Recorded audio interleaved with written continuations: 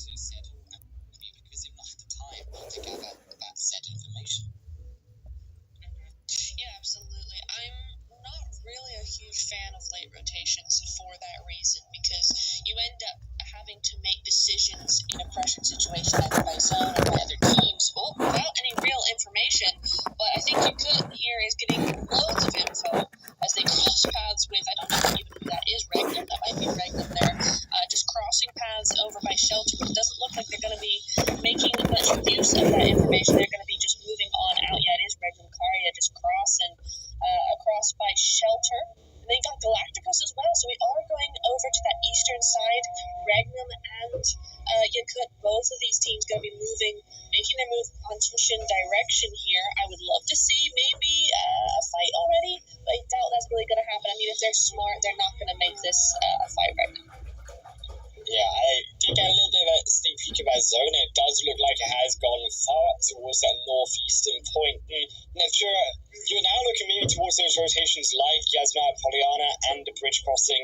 Those fields, particularly, could be a great opportunity for teams who you said play on the edge who still want to pick up those points. And early parts of the game, maybe looking towards those fields around the craters on towards the south of Yasna, Pollyanna, and taking advantage of the high hills, or the high hills, should I say, just before that. And not to mention Yasna Pollyanna, I think would be a great opportunity for teams who maybe want to have that comfortability of just staying safe in the first game, could be an option for them. Although I would always argue staying away from the city and allowing to yourselves to gather the information of teams putting themselves in that situation would be better, because of course it is in the phase one, and we do have to be aware that the zone could shift away from those cities and those points, making it harder, of course, to rotate out of those locations.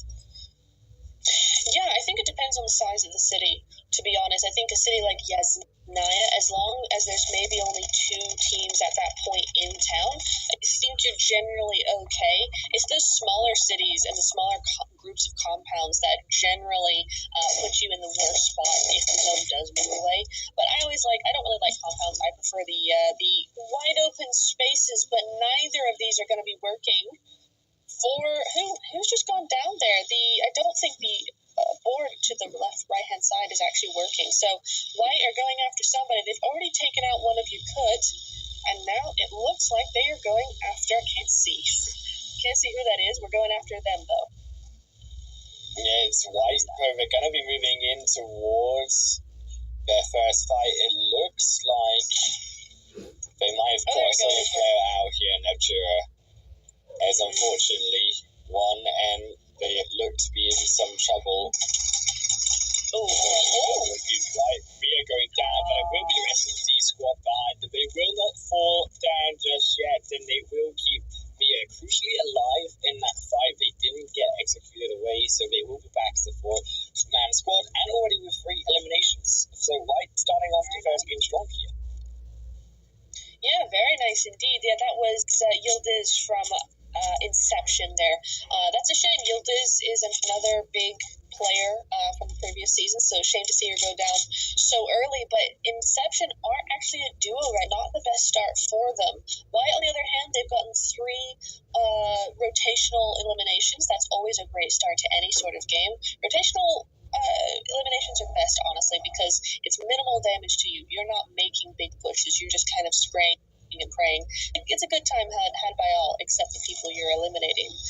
But the zone is going to be going down to Lipovka down there, going to be centering up on Yasnaya as well. So I think a lot of teams kind of knew where this was going to be going. We do see a lot of teams, I mean, I always do this, Galacticos making a big monopoly over onto those fields over to the south of Yasnaya, but it looks like they're going to be moving up now. Interesting to see that they kind of already have this down. Yeah, I also really like the position there of Lakers modeling around the areas we said, just keeping an eye on those hills towards the south. I definitely think that would be a crucial location for these teams to take advantage of. Especially with those teams coming from the western side on those earlier rotations, you expect them to be making more of that southerly rotation rather than going towards maybe the north end of the map, knowing that there could be teams on their rotations, they would get an easier time rotating down the south end due to the way that the plane path goes to the zone. I actually think, though, that you see some of these teams right on the eastern edge playing a bit maybe too safe, and I'm worried about these teams that are looking down towards Lipovka. They could catch out the likes of those rotations, as PNC are also going to lose a player on the not too hard to kill there on the kill feed, but we do move over to it. To explain my point, however, they might be a bit struggling coming to the end of the game to come out of Lipovka, come back into the game if it does shift away from there, because you do have a lot of downward hills and those roadsides where teams can catch you moving into the rotations into the center of the zone where it is currently. Yeah, I think it's always, I'm a big proponent of trying to set up as much as possible for endgame. So not only just choosing what to go into zone 2, but choosing a position that you can get to in zone 2 that you can hold for zones 4, 5, and 6. So places like Lipovka, unless the zone is going to center up in the middle of town, which it rarely does, Lipovka is not a good spot to really be because of those hills, because of those downhill slopes towards the town. You end up having a really hard exit plan for those types of places, because that whole hill just will have loads of teams on it, and probably 3 or 4 if the zone does end up coming up those hills. I've seen it before. You have a lot of teams up there, but who is it? It's Ilem, isn't it? With that big old sniper rifle. It is. I knew it. I thought that was her. She has the great big. Oh no, she doesn't. Wait, who was that then? That had the AM whatever. The new sniper. It could. Who had that? Yeah, it could be also from Galacticos, Siren potentially from the other side. Oh, maybe. As well, fighting. So it is really PNCR. On their last legs, you can see they're fighting for this elimination point per PNCR. You're down to only now 2 more smokes. You really aren't getting out of this position, but it's about how long PNCR will be able to survive. I do worry we might be seeing a bit of an early exit through from this squad. Got to see what they will be able to do on the next match, because now as more teams surround themselves, there is no way out.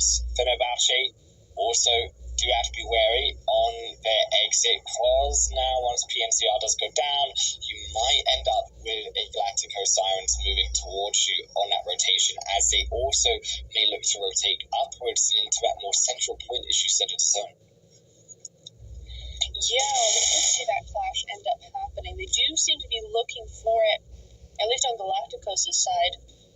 But at the moment, Fenerbahce just really pointed in on this shack, which is interesting, because it's interesting that they're trying so hard for this, because I don't think that PNCR have any real power over them at this point.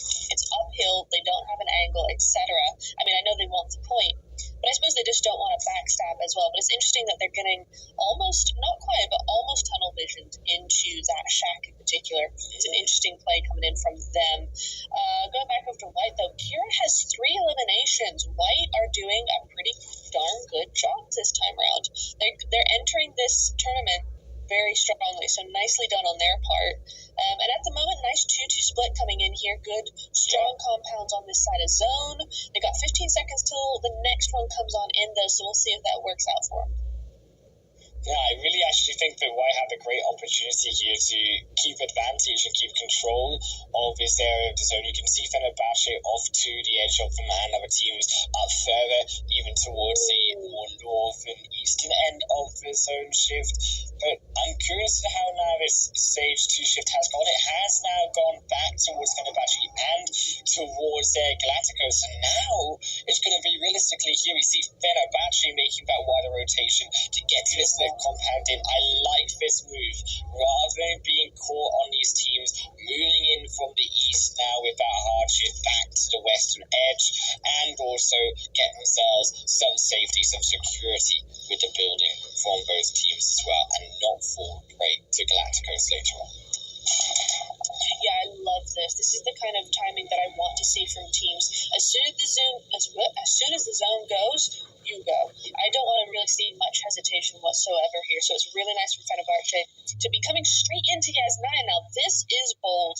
And I will say, we were talking about Lipovka and how hard it is to get out of there.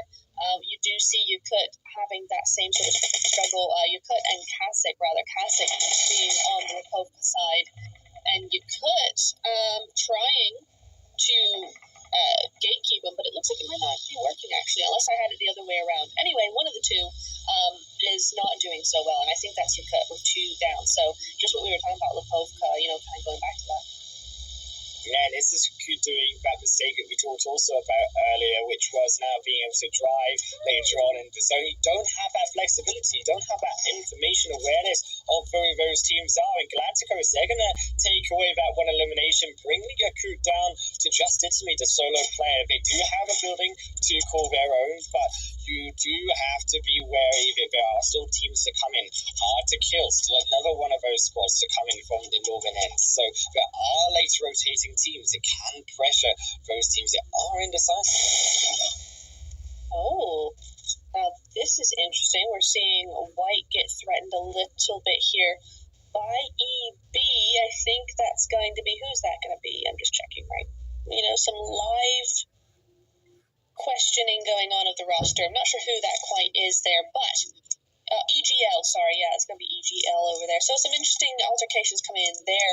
Fenerbahce not getting quite to Yasnaya. I think that was kind of just a little bit of a scout going on there, but a nice compound nonetheless. Yes, it's a good spot for them. I'm just not sure how PNCR are still around. I think the zone really saved them there because teams started getting more preoccupied with actually rotating than taking her out. So she's still alive for this one.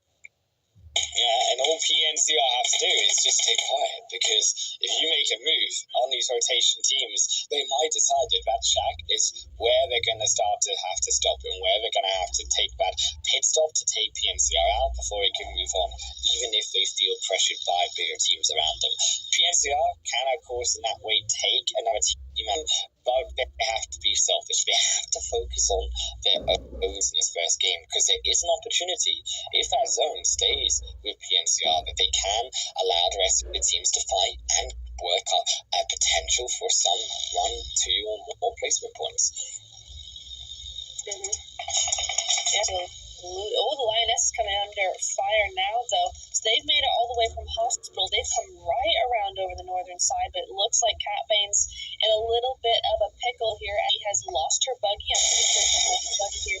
Nice little spray. Oh, that was a bit of an overpeak from Celinda there. Not used to seeing that from her. And now the rest of the squad coming in with that big old push. That is just a really bold, really nice play coming in from them.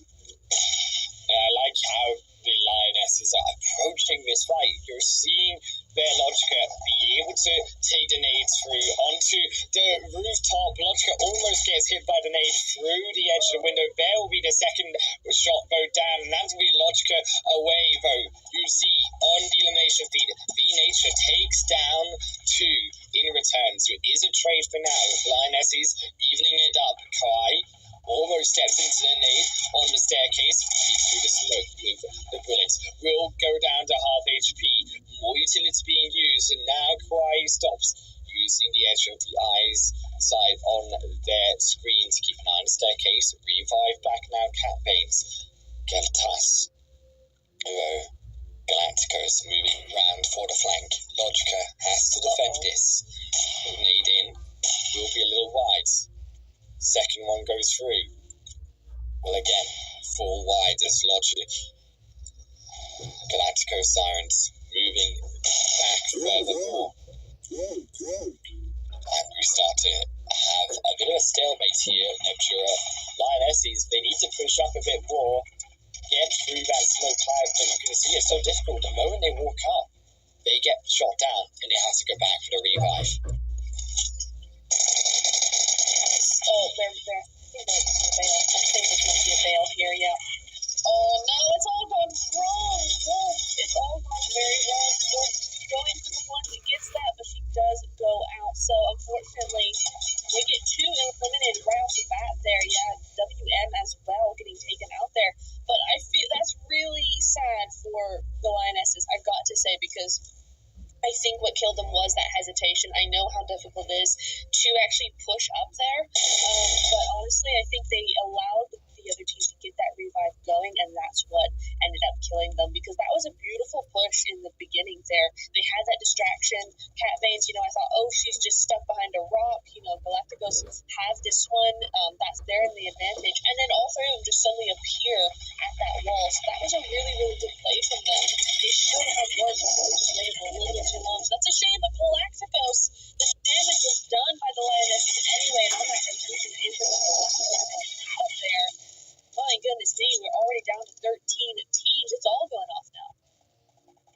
Fenerbahce really in a bit of a pickle, as they only have the rock to call their name, but they do have the zone. They have a bit of control here with the road to help act as a sort of defense to block out these teams roaming in on that eastern flank. White also looking to step further forward from the north, as met now the rest of Inception. The last remaining player, I do believe, here will be taken down. Won't be a problem here for White, as they'll move themselves up to 7 elimination points and back to a quick revive, because they need to get in that zone. 1 minute will be moving forwards, and if you get caught by the stage 6 zone, should I say, you really do not have any option other than to run. No, you really don't. Big GG's to PNCR here for finishing in 11th place when they should have been out in 16th. So she managed to survive and get her team 5 more placement positions, not necessarily points, but positions, so good on her. I think White are in a really good position to do very well here, as long as they can get inside that zone, which hopefully won't be too much of an issue for them. Regman Karya have been a really quiet team so far, only 1 elimination. And they do have H2K to get through, as well as Onyx. So we'll have to see how they end up doing that. At the moment, looks like they are going to be taking the H2K out. And I think that's going to be a super carry down. If she doesn't get them, somebody else will. Yeah, Onyx is going to be it is Bambi actually to grab that. So GG's. That's going to be 3 eliminations just like that from the one. Kasich, though, they're over here on this ridge side. They have to get in. I think they've got it the worst out of everybody here. They've got a big old ridge. They're downhill, a long way from zone, and several teams in the middle of them. Yeah, before you is an absolutely horrible position. You can see the danger of being a team maybe too early into the middle of the action. It's going to be a widely open zone here to finish this off, so that vehicles really do play an important part in the fight. The smoke's now running out for a lot of these squads. You've got to use those vehicles as the wall, the shield, to keep you alive. Kazakhs do find one knockdown. It will, though, be picked up there by EG, as they will take down Ice Pack. White also falling alongside Onyx, as Kazakh looking like they will be taking 2 of the rest of the Onyx squad, so pushing down towards that southern end. Meanwhile, Lakers also in some difficulty. Eagle might just have an opportunity here if they can kind of get rid of B4 here. Make sure that the other team behind them, Kasich, I think that is, B4 is gone. If they can make sure Kasich actually move in on the other side of them, they may actually have an opportunity here. Beautiful onto Lakers. If they can just get those two to start fighting and then sneak in on their own, or maybe do a third party, that would be really nice. But it looks like they've kind of jumped the gun on this one. They've already got that knock off the Lakers. They don't have that element of surprise, but they still could get a kill. This girl, unfortunately, Eagles are just too good. They will be taking another knock, but the knocks mean nothing at the end of the day if you can't get out of that dip. I mean, they need to now find a bit of a push here. They need to find something to be able to walk up into this zone. As they are outside of it, they're going to feel the pressure now in stage 6. Will engulf so many of these squads, and you will now see them make those quicker rotations in, look to try and dash with the vehicles, use them as a blockade. Will be met also by the rest of Kazakh Limerence. Eagles who've got to step out of vehicles, they've got to fight, but they've already lost one. You can see the pressure is now also behind you. You've got a broken Lakers looking to try attack, but they will all fall to the edge of the blue. Eagle, they do make it in. One more phase for now. Goodness, that is a very... What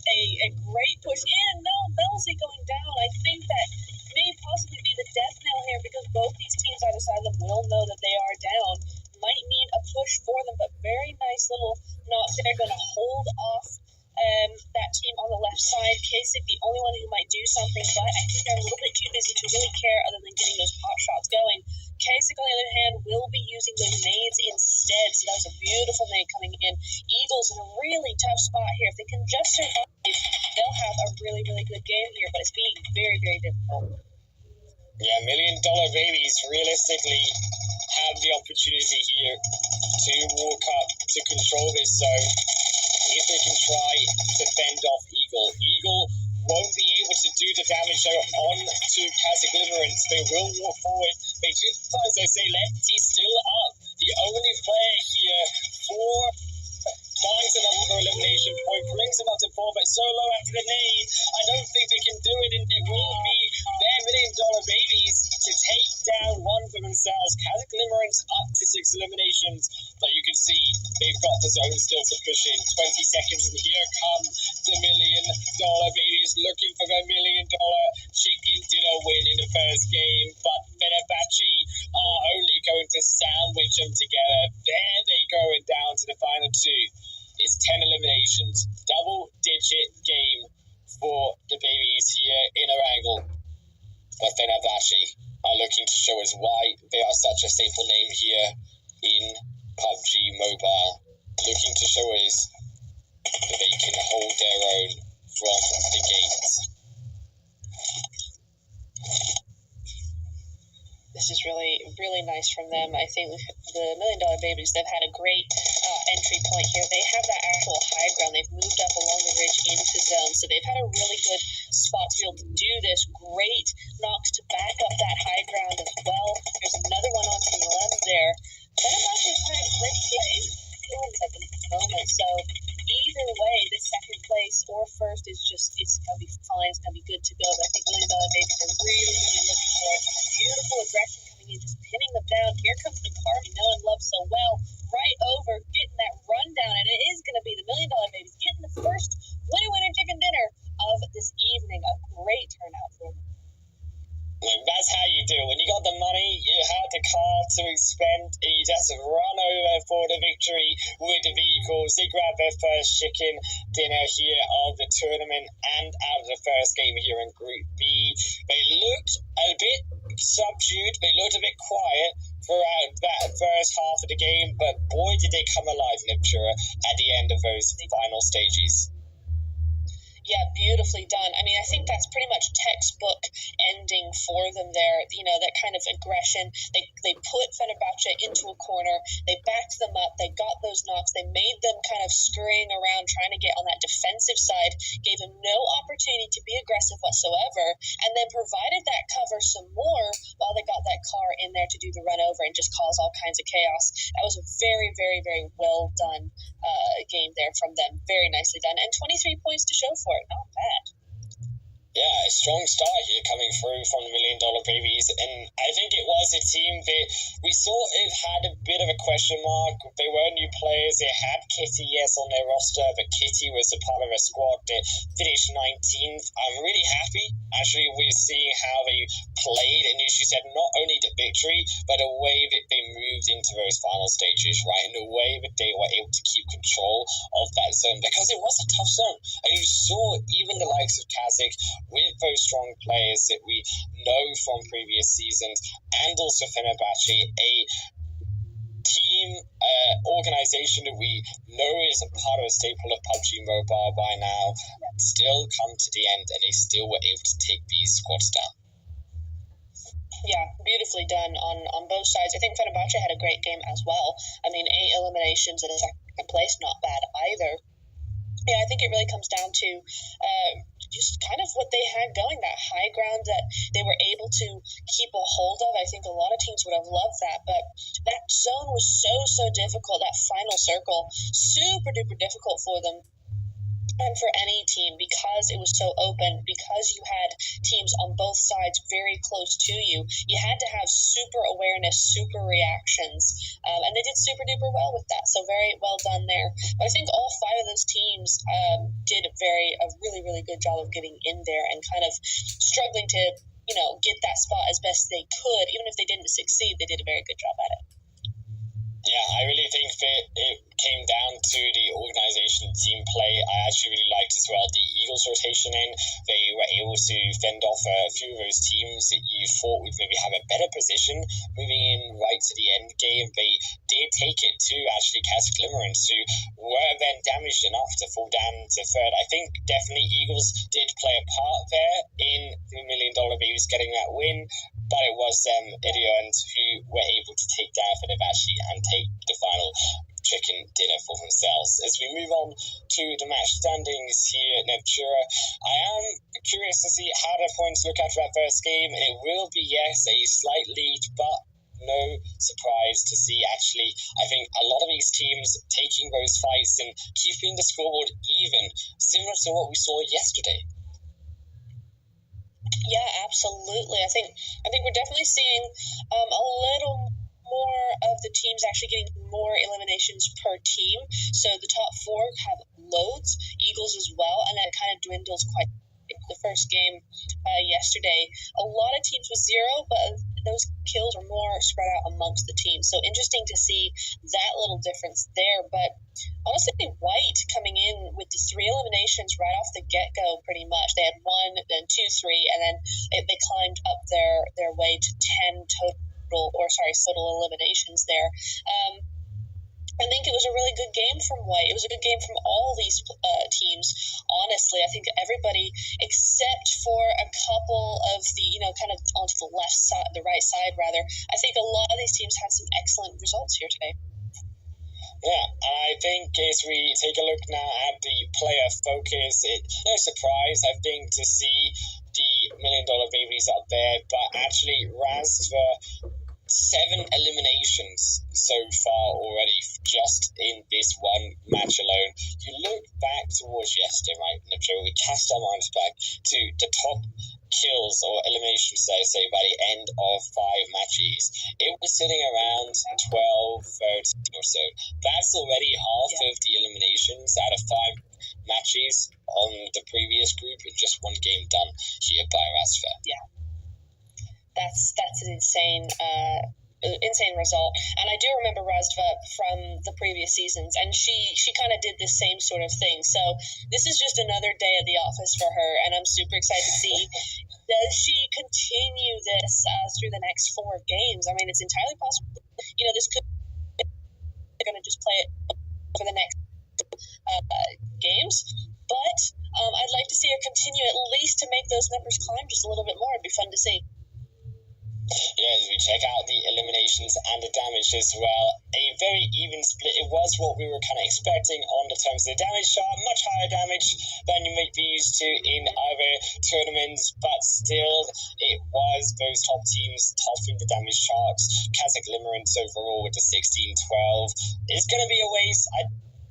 I'm hesitant to see that we'll get a game with the highs of 2,800 damage like we had yesterday, but it's still very normal for the ladies here to go around the 1,500 mark.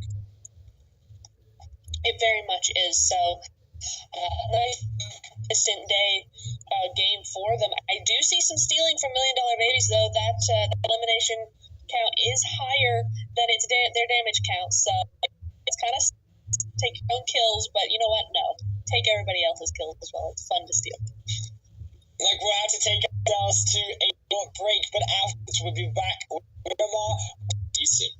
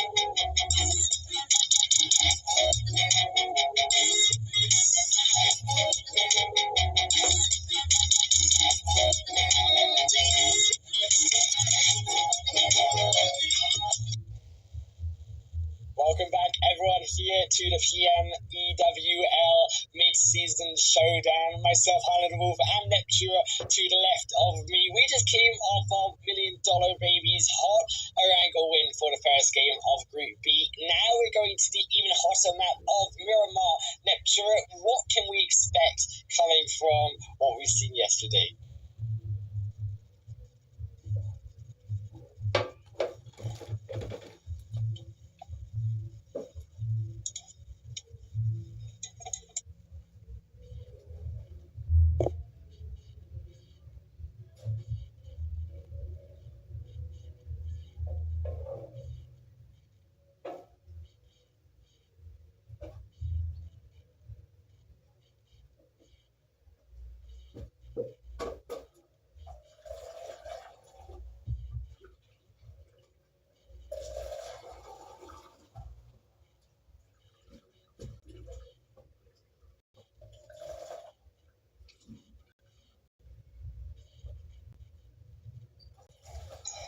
Yep.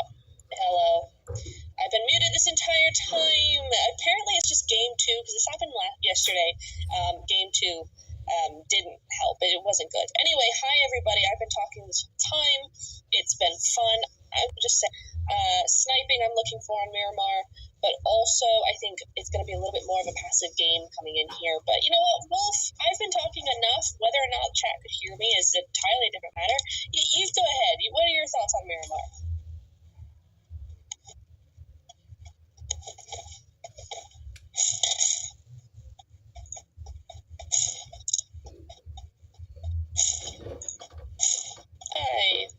I think we've got. There we go. Oh, there we go. So, yeah, I maybe had to mute to ask you. So now we've done it both. And you've taken me down. That's true. You've done it to us both. But now that we got the formalities out the way, I was going to say that I think, in my professional opinion, I would love to say that it's a cool map. It's a cool map.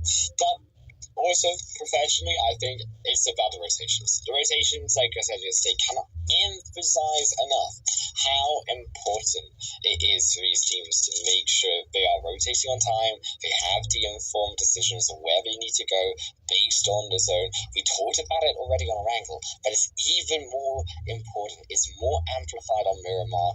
Yes, because of the size, it's going to be bigger, but also because there's a lot more terrain differential in Miramar. Absolutely, and I think we touched on this a little bit yesterday as well, and just that those rotations are also going to be a lot slower just because of the terrain and how bumpy it is. But speaking of bumpy, it's a bumpy start for White. The team from the game 1 that had such a good start, going down fairly early here. White just down to 2 already, and it's actually at the hands of PNCR, who we all know didn't have a good game at all last game. So it's kind of switched the way around here. Yeah, PNCR, I think, was an unfortunate first game. It happens where they kind of all fell apart in the early stages. They were left to a solo player, then they sort of just disappeared out of the game at some point in the first match. But you can see that White, they tried to take from Hieronymus Generalis, but actually you can see the split around PNCR. It's just a little bit better here because White are on this 2-2 split. They didn't have the answer or the enough angles to cover to answer back onto PNCR to get pushed, so they do take down one for now.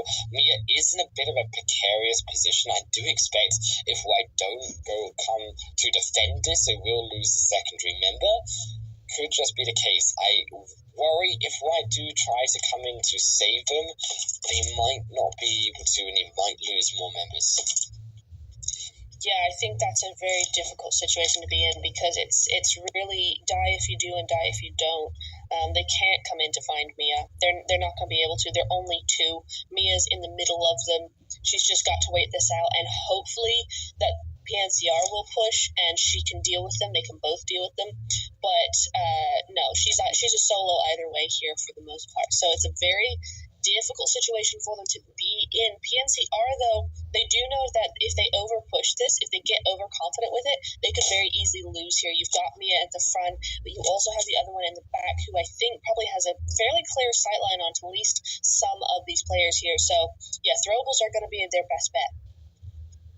Yeah, I definitely think that PNCR do not want to get sucked into Mia. They do have the automatic here, could put out some good damage if they do decide to come closer forward. And you've seen it before, plays where you come in, and then the Uzi comes out, and then multiple members do fall away. Crazy, moving around one side. I would like them to come around one side each. Be able to grab as they look to find Mia, and there they go. They will be able to find it. They do come from more flank walls. Mia will fall. It's clean enough. And there comes their third elimination of the second match here. And I did think White had a 2-2 split, but actually you can see it's only now Shera. So White are in the same situation that PNCR were in the first game, and really is not going to be great for them with the size of Miramar. We said how more open it is and how much more you need to rely on the team to be able to split and cover enough of an area on those rotations. Yeah, you really do. It's interesting that PNCR have been able to kind of replicate what White did in game one, even to the point of leaving White to a solo, which is very interesting here. 3 eliminations right off the bat, and plenty of time, plenty of space to heal back up and get up to full health, ready for the next zone that's about to come in. We are going to be seeing zone move in a little bit here, but it's a fairly decent zone. It's pretty much centered up nicely. Everybody's going to have a fair shot of getting in. We did see a few teams up to the north side outside of zone, so they're going to have to move in, and that might get a little spicy, but certainly not for the Lakers down here. They're down in Los Leones. They are chilling big time. You got Futaba here just looting on up a little bit for the Lakers monarchy. There we go. So I think for the majority of these teams, unless we start seeing clashes for locations that are generally more popular, I don't think we're going to see a lot of aggression coming in just yet. Yeah, and I think this was something that we talked about. I believe it was Rook who were the ones in Los Leones yesterday, where you could look now in day 2 in later phases of these teams come into Los Leones to potentially punish some of the rotations coming out of these teams in these certain compounds. Los Leones is one of those locations where they are going to be very deep into the pit of the city, and the mountains around them, a great opportunity, I think, for teams, if they are confident enough to take it to them, to maybe not only contest in around Los Leones, but maybe also make those earlier rotations in to catch those teams out on those initial first phase rotations. Yeah, absolutely. Interesting rotation coming in here. This is one of the teams from the north side, and looking very good. Yeah, I gotta have that. I know, right? We were having a bus moment. We were. I saw it. It was great. Look, I'm waiting for the montage reel. Someone please make it at the end of this season. Just add it in. If no one else does it, I swear I'm going to have to go back through these streams and just pick out specifically only the car ones. Everything else, yes, doesn't matter by the end of the tournament. That's decided. That is set in stone in the past. But the car montage, that's where it's at, Nature. That's where the memes come from. It's so true, It doesn't matter how pro you are going to flip your vehicle. You are going to get it stuck on a ridge. It's just going to happen. So we might as well make a montage out of it while we still can. But that opportunity is not here for White, unfortunately, for this game. They do go out in 16th place. It looks like Galactical Sirens getting shot at just a little bit. Not sure who by. I don't think it's by Yakut here, because Celinda doesn't know that they're there. Now she does with that late rotation there. She's going to be pushing all the way back, but woman moment, oh no, knocked over there by, I think that was Kasich, if I'm not mistaken. Oh no, Yakut rather, but not looking all that fantastic, as Galactico's going to hole up in this little compound area here. This is their best spot that they have so far until they can get some more.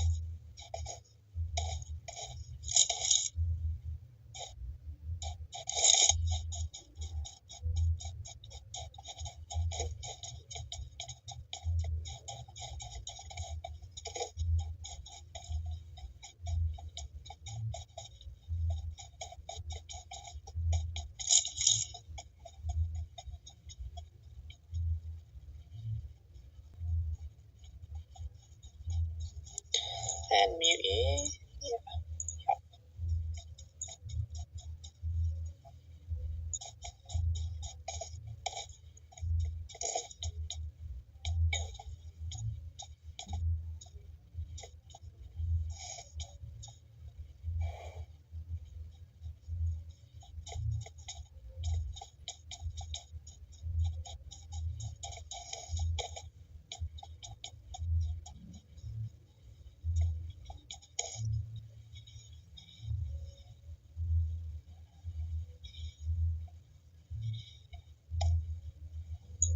All right, we are back, everybody. Sorry about that. We had a quick little upset, but it's all good. We're all back and ready to go. PNCR, having made their rotation in here, just a bit. Still in those 3 eliminations, but it's a good start. We don't need to do that. We don't need to get higher just yet. On stage 2, we aren't going all that long stream. We're good to go. At the moment, though, we on with Yakut, 3 eliminations as well. So we may have missed 1 or 2 tiny little details here with a couple more eliminations for Yakut there, but fine. All good to go there. So Galacticos rather still in their own spot. Yakut is everywhere, here, there, and everywhere. And Wolf sounds like he's back in. Oh yeah, I was waiting. I was was going to say, like, we're just skipping the action, you know? We're getting to the action now, like, in the later points. We just get rid of all that boringness of phase 1 rotations. Who needs to talk about that boring Highland Wolves? No one needs to know about rotations. It's all about the team fights at the later stages. And an interesting zone here in the third shift. It has gone a bit towards that Shumbusera hillside. And I really want to see those teams look to pressure the high ground, because there is a immediate strength on that more westerly end of the zone compared to the east. You do not want to be stuck exiting outside of Los Leones, because that side on the east of that zone is all open space coming outside of that city. Oh, it is. It absolutely is. One of my very favorite places on Miramar, but it's such a great spot. It's really fun. Not necessarily fun at this of play, you know, it's fun in your odd casual game or what have you, but here, maybe not so much. I do feel for PNCR and H2K, though, they're both outside the zone, and this zone is going to be absolute heck to try and get into, so they're going to have to try very, very hard to get in here. We did lose Women Moment as well, unfortunately. We do have Carolina's here, though, full squad with 2 eliminations already, so that's a good start from them as well. Lakers down to 2, though, so most of these teams do have a full squad, with the exception of Lakers and Regnum Karya. So looking pretty good there for these the rest of these squads, but you want to see a little bit more passiveness from Lakers in some ways, but you don't want them to go full solo mode, full just sit in the shack mode. That's not going to be good for anyone. Eagles, though, Letty having a little bit of a fall, a little bit of a tumble at the hands of Regnum Karya coming in here, so that's 1 point on the board for them. And yeah, Eagles going to have to lose one fairly early here. Is that not how you play the game? That's how I play every single one of my PUBG mobile games. You just sit in the shack and you just solo style. Yeah, that's my style. Who needs a team anyways? Mm-hmm. Yeah, it's because I don't have you next year on my team. That's why. If I had you on my team, then I would have the confidence to run out and die immediately and then panic and leave it all to you to carry me. This is how you get those delos, right? That's right up my street. You have me inflate my elo. Like, so I look skilled. I look good, but I'm not actually. That's really what PUBG is all about. Looking really good at playing the game without actually being all that. I mean, it's looking really good. Yeah, I'll bring the fashionable, like, new backpack, new car. You bring the actual skill into the game. Sounds good. Regnum Karya here on the top of the hill, looking towards that Shumbusera point, and I like the split as well coming through from Regnum. I like that they are trying to keep an eye on the northern entrances on the west side, and of course teams coming in from the south as well. I think that they could maybe put one of those players up a little bit higher towards the top of that hill, just as the ultimate lookout point, because maybe they don't know that there is someone there or not just now, but it would be ideal to make sure that if you are looking to cover that northern side the way that they were looking, you do have the most opportunity to be able to punish teams coming over the top of that ridge. I just have to say, beautiful zone shift for $1 Million Babies here, I have to say, because look at the way that they're split up here. They've got a nice little group split going on, but look at the angles that Razdva has here. It's a complete 180 from up here on top of this church, one of my very favorite places on the map. But just a great spot, and that zone's super close, so they just have to do the damage, delay a little bit, get as many eliminations, as many knocks as they can, and then move in quickly themselves. So it's a great spot for them. Rick, I'm going to be moving in down towards the bottom of the hill. I'm not really sure if I would agree with this from Regnum Karya. It looks like a bit of, they lost control up towards the northern side, so they look to have given up the space for an opposing team. Maybe a bit of a mistake here, because now with the zone so small, you're moving in to even more teams up towards the center point. It was always going to be difficult with this zone shift, though, does cut off a lot of the space with that road. It makes it a lot more difficult for these teams to get across that more open roadside and onto the zone once more.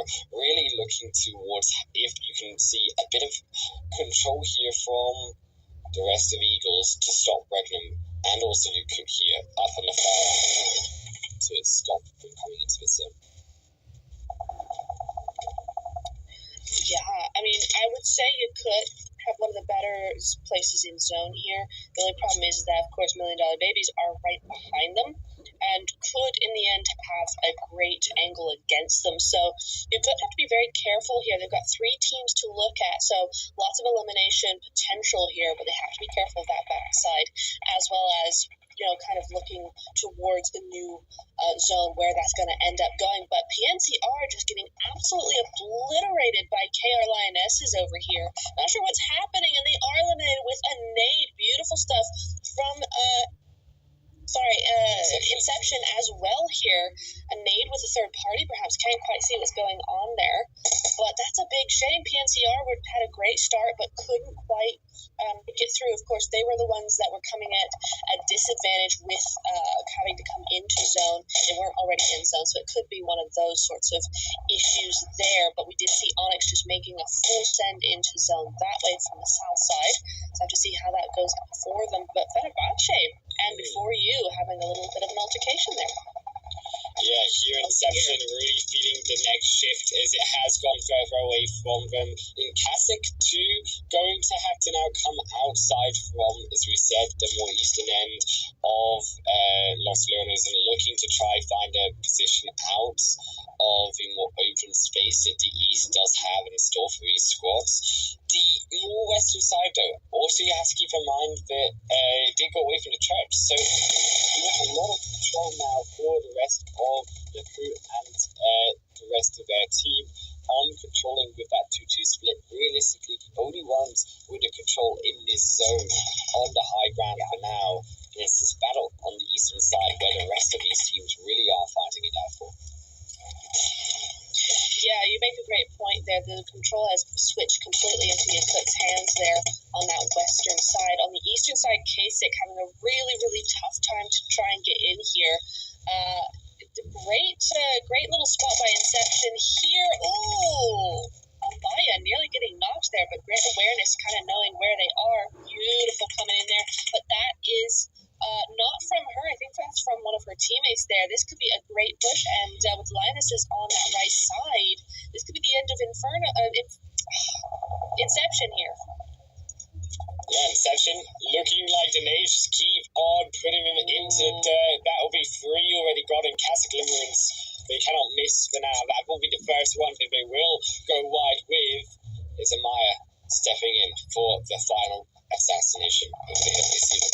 Looking now on towards the left flank. They're coming in all together. You want to make this push coordinated, but that is buying time as they set up for the play for Inception to move up only though into the potential hands of Galactico's Sirens as they are also on the edge of that eastern side of the zone. They are the ones really with that proper control against all these teams. Yes, it was the side of Kasich Limerence finding some eliminations, but there are the bigger fish here of those inside the zone. You can see Eagles making their push as well, trying to slowly find a way into this compound. They need to be quick though in how they settle down. The blue zone only now 11 minutes away, and it has shifted all the way to that eastern side. All of those teams on the west are going to have to make that move now, and it really does look diabolical for so many of them. Oh yeah, $1 Million Babies indeed messed up by this. Very nice there from FQ. Very nicely played indeed. But already top 7 teams. I mean, that's it. FQ actually coming in clutch there for her team. She's going to be able to get those revives done and dusted. Beautiful rotation from Kasich here to move on the other side of Galacticos up to that south side of the zone there. Very nicely done. But you can see just Onyx and Yakut just barreling down that hill as fast as they can. That's not going to be fun for this duo here. Amaya and Leora, 2 very experienced, well played players, honestly. They've got some good skill between the both of them, so I think they're going to be okay for now. But Onyx not having a good time, and I don't blame them. Look at this angle. Yeah, this is an absolutely horrible angle here for Onyx to have to fight in. They had the protection before, but with that zone shift, with that move in, Yakut is completely sandwiching them between Kasich, Limerence, and Kasich. Meanwhile, trying to get the shots, maybe bite off more than he can chew. If Yakut can stall out the plate long enough, they are just trying to hold Jakku on this blue. As the stage does now shift in closer, Jakku now falls in, regardless of whether they wish to or not. They cannot be caught inside this blue, but it's only now into the hands of these other players. Onyx only now to try to get back up, barely avoiding the shots of Kasich, but into the rest of the teams. Kasich will take down Sude, and that will be the second to fall. Kasich Limerence taking another 2 to them, and Amaya 7 eliminations in this game. Oh, but the zone just hates everyone concerned. You can't decide which side the zone is actually going to go on to. The Eagles getting completely obliterated now. Kasich doing some amazing work here, but the zone has gone completely against them. It is in the favor of Galacticos, is in the favor of Fenerbahce as well as, and Kasich have to cross open ground now, so their days could be very well numbered here. I love this quick move that Galacticos made, moving 2-2.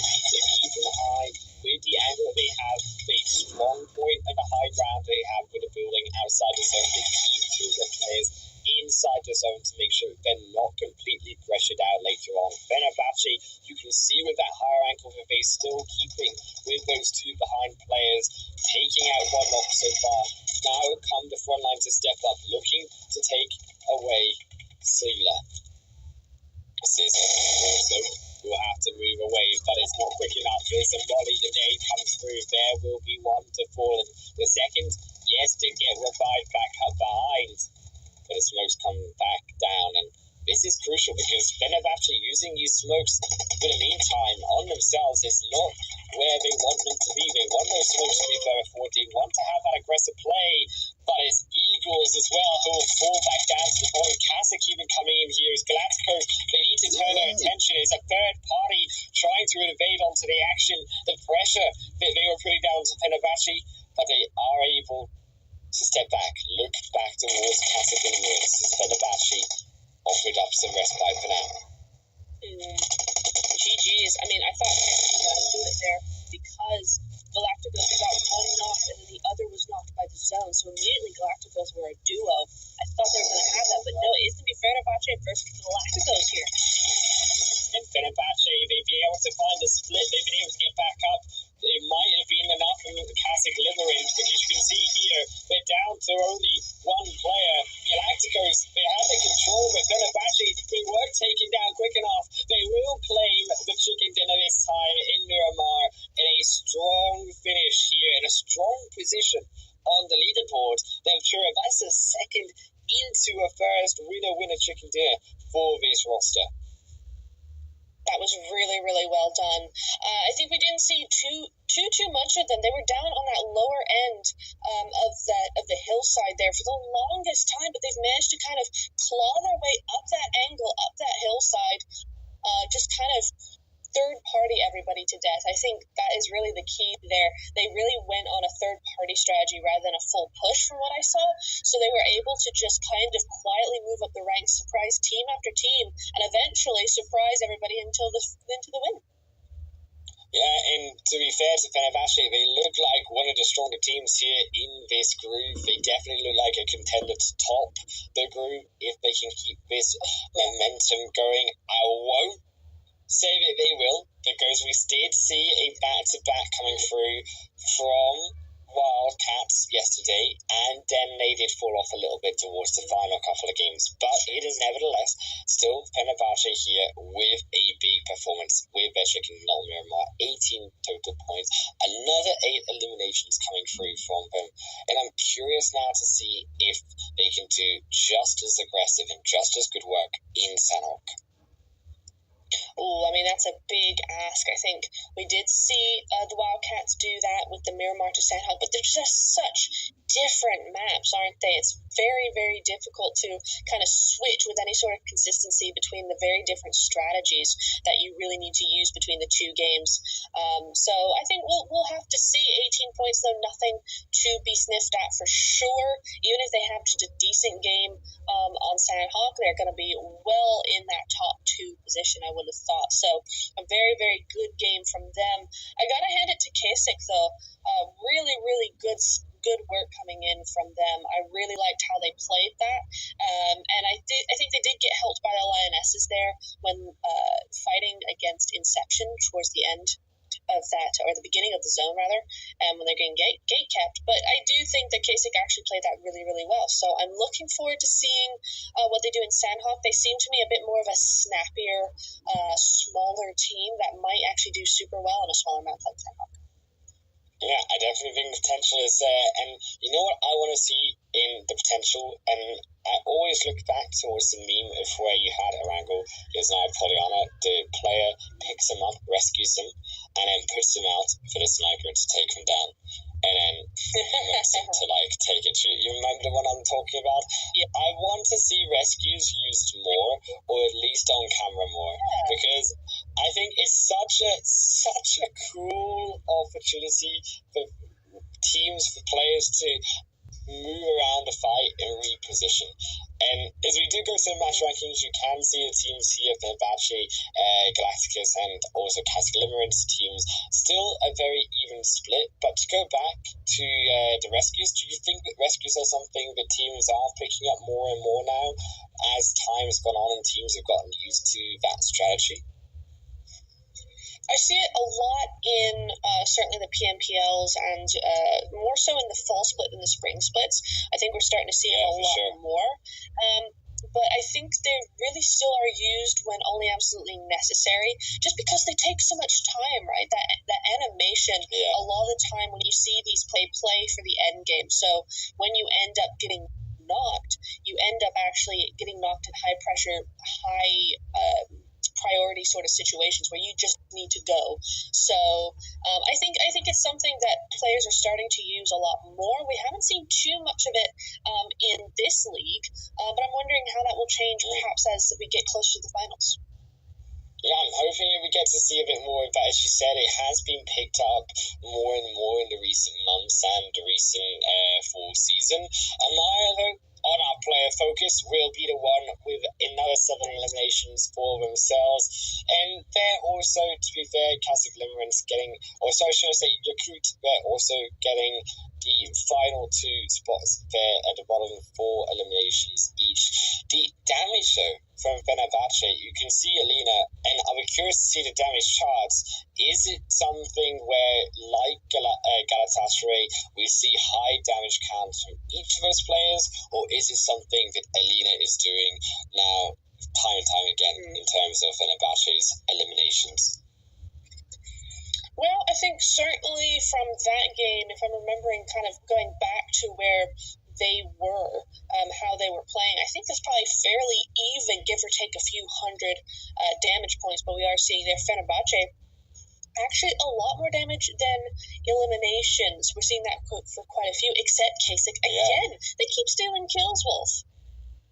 Look, I mean, Kasich, when they get the elimination points, it doesn't matter how much damage you do, because at the end of the day, it's the elimination points that matter, Neptura. And if you can steal your way into the next phase, by all means, that might be a difference maker in the finals that gets you that extra money in the end of the tournament. Looking at Fenerbahce and Galatasaray, though, no surprise, I think, to see them again at the top with those high damage numbers. You saw the control they had in that zone and the amount of free reign that they had in a lot of the teams. I mean, Fenerbahce, especially coming, as you said, alive at the final points of that game, just really were able to gatekeep a lot of those players. We check out, though, the overall standings here as we have concluded to our first 5 matches. Fenerbahce, no surprise, at the top with 32 points, but it is a little bit tighter towards the end of that left side of the leaderboard. It is indeed. I love that have moved in to the second spot without any wins whatsoever. That's a great result from them. Galacticos and as well coming in there. White and Yakut both tied at the moment. But as I look more towards the right side, Wolf, I'm seeing a couple of teams down there that have really had a really hard time at the moment. I mean, hard to kill, and one of them only 1 point for 2 games. So it's a really tough spot. I just really hope that two things. One, that this Sandhawk is a lot better to them. We know that it's a good map for teams who are struggling a little bit. And number two, that this doesn't affect their mentality too much for at least tonight, and that they can come next few games and get some extra points. Yeah, you can see, right, Fenerbahce, 2 games, they're already at 32. You can realistically, by the time you get to 32 points, maybe about the 45, 50 mark for sure, you are qualified in the top 16. As we check out our top MVP vote of the second match at the end of it, should I say, as Kazakh Limerence, they will be in 10 elimination points so far, with Amaya at the top of the standings so far. And I'm getting the sense that these ladies in this group are a little bit more aggressive, should I say, in who is at the top of the leaderboard. Yeah. I think that game in general is far more aggressive than the first one. I think it really did call for getting rid of teams as quickly and as efficiently as possible. So you are seeing those higher numbers there. Razdova getting pushed all the way down to 4 with her 7 eliminations. And Amaya just coming in clutch there with 10. Elif's with 8. But I'm pretty used to seeing Elif's up here, to be honest. Cat Veins as well. 5 eliminations. She's in here as well. So these are some well-known names, and for good reason, because look at those eliminations. After only 2 games, right? At this level, I think a lot of people underestimate how hard it is to get eliminations in this level. So it's a great result. Yeah, and I think for these teams, see that they can be so aggressive. I'm excited to see what we can do on Sandhawk, a map all about aggression and team fighting. Anything can change, so we'll see you there in the jungle.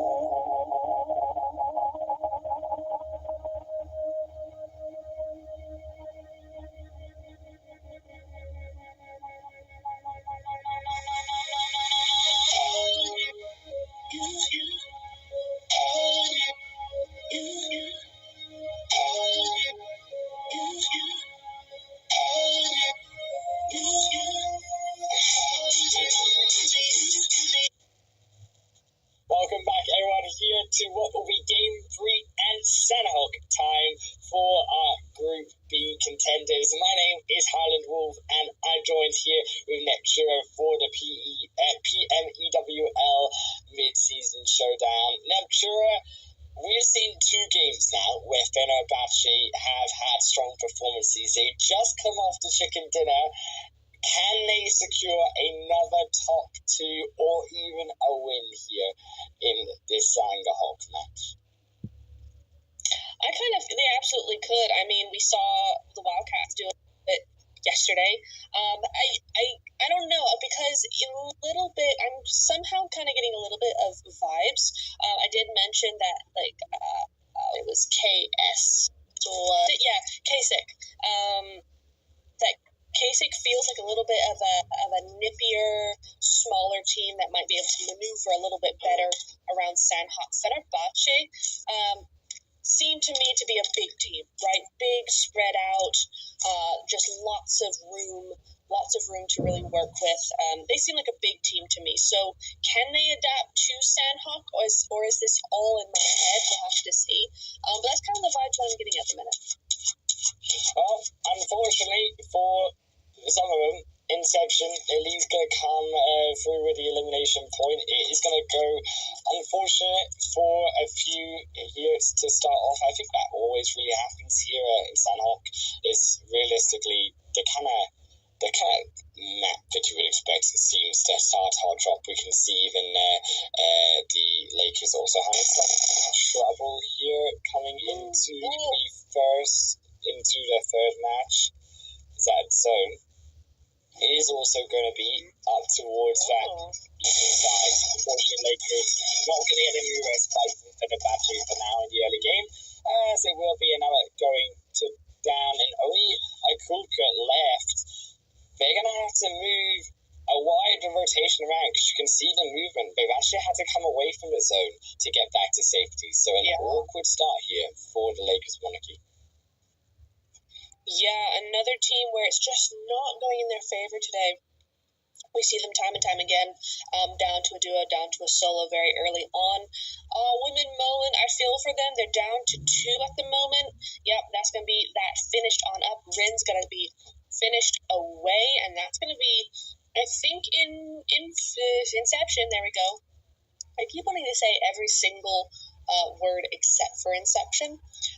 So I think they're off to a pretty good start. We've got a couple of teams here that are off to a pretty good start, but Women Moment, I feel bad for them. They needed the Sandhawk to do really well with. Maybe they can still do it as a duo, but the way that Inception is actually moving towards Piper here is kind of a little bit extra. Yeah, I'm not sure really why Piper is moving forward. They get one at least. Yeah. I hear also White in the background. I'm hearing they get 2. Can they get 3? I do believe they can. It just is a cleanup here from Women Moment. You wanted to see them do something. There come the eliminations in the PUBG. They will also be in so much of a help there. I expected maybe for PUBG they needed a bit more time, and I was curious as to why Piper was going so much of a charge, but clearly they had the angle there, and you can see how quickly with Piper taking over that fight, completely outplaying Inception down to 1 player as well. Fenerbahce, as we say, did take out the side of Lakers, that's the name that I'm looking for. Lakers monarchy, and are up to 3 eliminations and crucially control Painan here. I think it's going to be a really important compound space in Sandhawk here moving into this zone. Teams are going to want to use this Painan compound and the bridges up, especially to the north of it, to make that rotation into the phase 2 mark when it starts to close in. Yeah, they are going to know. Women Moment, my girls, what happened? Unfortunately, Zero having the last laugh there. Looks like Piper was flushed out by Hard to Kill. They came swooping in after that initial fight there, and Inception Zeros just able to clean up and get some revenge for her teammates. But H2K now know where she is, so she's in a little bit of a pickle in turn now, but that is unfortunate for Women Moment. But you know what? There is signing here. They have 3 points, so that makes a total of 4. So it's definitely an improvement on the first 2 games. I'm not good at math, but that's more than the first 2 games, and that's more than 1. That's triple. That's triple the points compared to 1. So Women Moment, that is a 300% improvement on the last 2 games already in this game. See, that's how you look at it. You have to look at it from a 300% increase. That's how you instill the confidence, positivity, I'm sure. Mm-hmm. Exactly. Look at the bright side of things. That really was a great takedown of Inception there. So big GGs to them.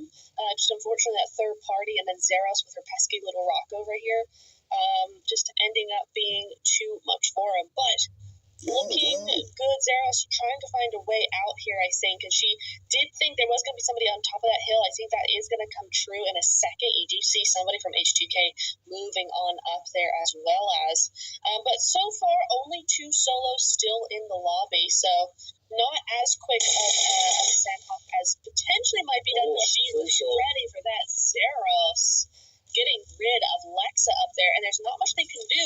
And as you look there, you can just see the name tag of Galacticos looming down below on the other side of the hill. So this could be turning south very quickly for H2K. Yeah, Lexa going down there, a crucial part. H2K also going to try to nade over, bring out Zeros as well away from the rock, then allow Maldes to shoot Zeros down while they have to escape the nade. There comes the second on the support. I do really want Zeros to try and make some sort of a move here, though. The longer they stay now, they've got the vehicle. There's going to be 2 players looking off on that hillside. It's going to get a lot more trickier for Zeros to survive, and they really should have, I think, used that moment to escape while they could when they did take down Lexa. Yeah, but she's hard to... Oh, she's gotten burned, I think. I mean, at this point, I'd kind of just maul myself, honestly. They're pushing in very, very quickly here. She's going to try and get one. Almost does it, but just too much handle. Very nice push in there by H2K. They really took advantage. Very well played by them. And they did that just in time because Galacticos are looming in the distance there. They're going to have to get a move on or set up some sort of defense if they want to win. Yeah, this Corey side definitely going to be a hot part of teams looking to contest that more eastern side hill. Do you really think it would be a great spot for these teams to be able to catch out those moving around the Corey area where there are vulnerabilities in the terrain on those rotations up towards the far eastern point of the map, and especially looking to control that area early in case it does continue to shift more northeasterly in the later phases. I like that, and I hope that Hard to Kill will stay there and try to keep control of that location, because it will be a crucial point if it does shift up there later. Yakut as well, eyeing up a little bit of a wider rotation here on the rest of Galacticos, as they will just be taking a 3-1 split on the road side. Bit of a lull here in the action as teams, I think, make their initial rotations. I'm curious to see, actually, if we get any boat rotations in Sandhawk, because we've not seen it, I think, so far in the first Sandhawk match yesterday. But with this type of rotation, we might see a few more rotations coming around towards the northern stretches, around towards that eastern step, and avoid those teams in the choke points. Yeah, I'd like to see that. Boatations are always really fun, especially depending on the boat skins that they have. So yeah, I'm all for a boatation. You just gotta be careful when you use them because you are kind of sitting ducks or sitting penguins, depending on your boat skin. But yeah, it's gonna be an interesting one to see if anybody does go for that. It would definitely be a better rotation than, say, going through Quarry, especially the way H2K have it held down at the moment. But before any rotations, we got to get through Paradise, and before you seem to have pretty much full control of this at this point in time. Eagles Letty looks like she's the only one up there. There's another one outside of the compound completely, so It does look like before you do have the upper hand here. Letty almost down, very, very low down she goes. Yeah, that was only going to be a matter of time with the way that before you are actually playing this. And now it looks like it is just Mary up here on these roofs playing a running away game, and a big one at that. She's got to survive for her team. They cannot go out here. They've had a pretty good, consistent day so far, so it'd be a real shame to lose out on Sandhawk. Yeah, Eagles, they only have one player left. They may get away, but you do see the rest before you chasing them down quick enough. Also, White in a bit of bother here. It's hard to kill. Half moved away now towards Barn, and White have been caught out. They've already lost one. Now comes hard to kill in the rotation. Looking to crash with all four members. It just isn't enough time to be able to stop the push. There is one behind, but looking for the pincer on two different directions. I didn't see it, but maybe this is the opportunity, White, to come in. But now Vera, they've given their position away. Razi is there. They're ready. The two players looking to try catch out White. You still got a cover on the opposite end. Eagle will go down. So will White potentially. No, he will not. This Razi will be the one to fall. Malefis will take down the rest. Look potentially to take also down Roswara. Here's Benebachi. Have heard the gun sounds and the action coming forward for a potential third party. White Bearer only has to survive. Is Benebachi could come in, cause much more of an issue and allow Bearer to escape. Bearer stepping forward through the smoke. They know that this is happening. Wants to stop the revive coming through. Still though, two up, they're hard to kill. They will lose another though. Lexa goes through the smoke alone, dies, and now it's all up to Malefis. Can Malefis grab the elimination point? They find him, and it will be Vera. A bit of a peekaboo through the smoke, but Malefis gets it at the end of the day. Only now to fall there, as we saw Benebachi. Big slide through the smoke, catches them down, and out they will also go. That was really well played by White. A little bit of an oversight on the part of H2K. They did not see that back angle, and White used it really, really effectively. The only mistake was just going forward a little bit too. I think she expected that duo to be reviving right there, and so she kind of gave herself away there. But otherwise, really, really well played. H2K should have had that in the bag, and they just didn't. So well done, Benebachi. They went up. Nice few points on their side, and now the thing is, they have Bond all to themselves at this point, so Fenerbahce can have that area to kind of just spread out and get big and get control. Yeah, up towards more of this eastern end. Yakut have lost one of their players on a little bit of a long scope here versus the $1 Million Babies, as each of them may have just taken each other out, but you can see it's an extra one here is FQ will also be out on a revive mission with Kitty. Is Yakut from one side, but it's realistically the other end here, and I'm looking to see if that other team will push towards $1 Million Babies. Quite possible. At the moment, though, doesn't look like they might be just still scoping it out. We're able to get both revives up and running, so that is good news on their part.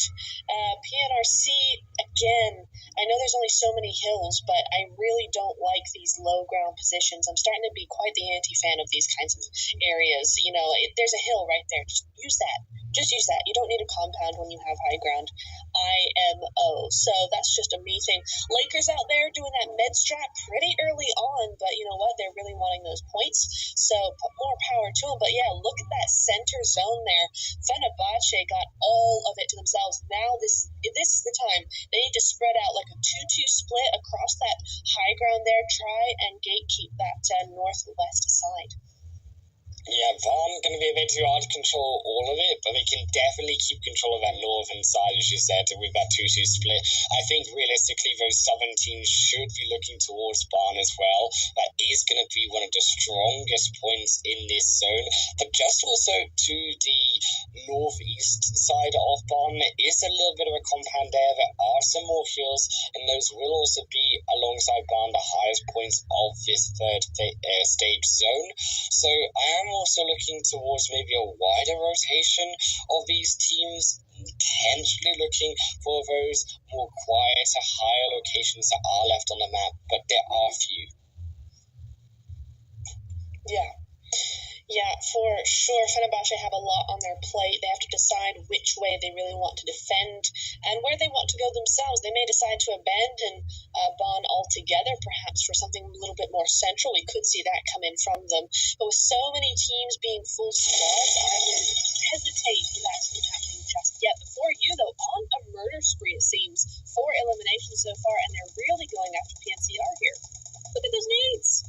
For you, yeah, they find a nade that will look like another nade going through to confirm the elimination through the smoke. Sepiak almost gets naded themselves, but they are able to find one in return and down to just one player here for PN. As they look to crawl away, there won't be enough. PNCR will now fall into the dirt. There's only one left for them, and unfortunately, showing PNCR another struggle for you, for them. But before you, definitely welcome to see them get some points in the back. $1 Million Babies also sneaking away one of Fenerbahce there on the initial move round outside of Bonn. I think it's a bit of a mistake here for Fenerbahce to be leaving this Bonn area only with one player. And as you can see, because they didn't immediately move round to that change in the stage, the rotation of the zone, you can now see that they got caught later in a mid-rotation point. $1 Million Babies came in. They weren't set up and prepared because they were later on the move. Fenerbahce in some trouble here. Yeah, absolutely. Did not expect this from Fenerbahce at all. It looks like they either were on the move or kind of just half set up, half prepped for this new side of zone to be busy. You see KR in the back there, Cat Veins, she's looking at them as well. So there's going to be no rest for the wicked over here. $1 Million Baby's got to set up real quick here. They should have some sort of advantage here with this hard cover, but that angle up the mountain is not all that great. Yeah, Kevin is one of those top 5 players as well so far in the overall elimination standings too, Nevjur. So definitely we know that KR Lionesses, they can pull it out when they need to. They can whip out the gun and be able to take it to any team if they are required to. Oh, it is Bonn. Oh, Fenerbahce must be just livid right now. They weren't able to onto it and the zone goes their way. So this is going to be very interesting. I want to see what Onyx end up doing because they are in a low ground position at the moment. There is nobody in front of them, but Regnum Karya might decide to make their lives a little bit worse. Yeah, you can really see the northern and the southern hills there. Those are really the points that these teams are going to be looking for. I think that hillside will be great to overlook. Also, the compound the teams will be looking for on that northern end to Nevshura will be a point that teams will try to look to for security because of how awkward this stage is looking to set up. Yeah. Oh, wait, hang on. Go back. Go back. We wanted to see what was going on there. That looked interesting. Here, there we go. It's Kasich and Yakut here. Little bit of a fall down. It looks like they've pushed up two or maybe 1-3 up there, and it's not going their way at all. It looks like Theano has to move out a little bit. Lioness is getting that initial knock on to the $1 Million Babies. In fact, multiple initial knocks. They're only down to 1. No, they're not. They're eliminated completely. We missed that. Unfortunately, Lioness is in here with 4 eliminations, just making a really tiny little third party there, and they are now in zone. Yeah, Caroline Esses, we said that they had potential to. They get these elimination points, and crucially, as you said, a point in the zone here, which could be so controlling for those other teams. If they can just push up a little bit more, get some more control in towards the center of that zone now, that is what they're going to be looking for. Staying together as a squad as well, crucially, will be important for them because of how dangerous this terrain is, because we don't have as much of a compound, as much of a cover really in this area, in this kind of part of Sanok, to allow teams to go on those wider spreads. Yakut will be caught out also by Casa Glimmerance. That will just be a dead member of Yakut. There's nothing you can do. Down there will go to a solo, but number 4 Leora will also be caught out by Regency. Interesting. Yeah, Regan Karya doing some great work there from in inside zone, and that's the crucial part of this, is these teams are outside of zone. They are being gate kept by the entire full squad there. Lovely little one-tap there by one-tap, but she's going to go down as well. They just can't get any sort of cover.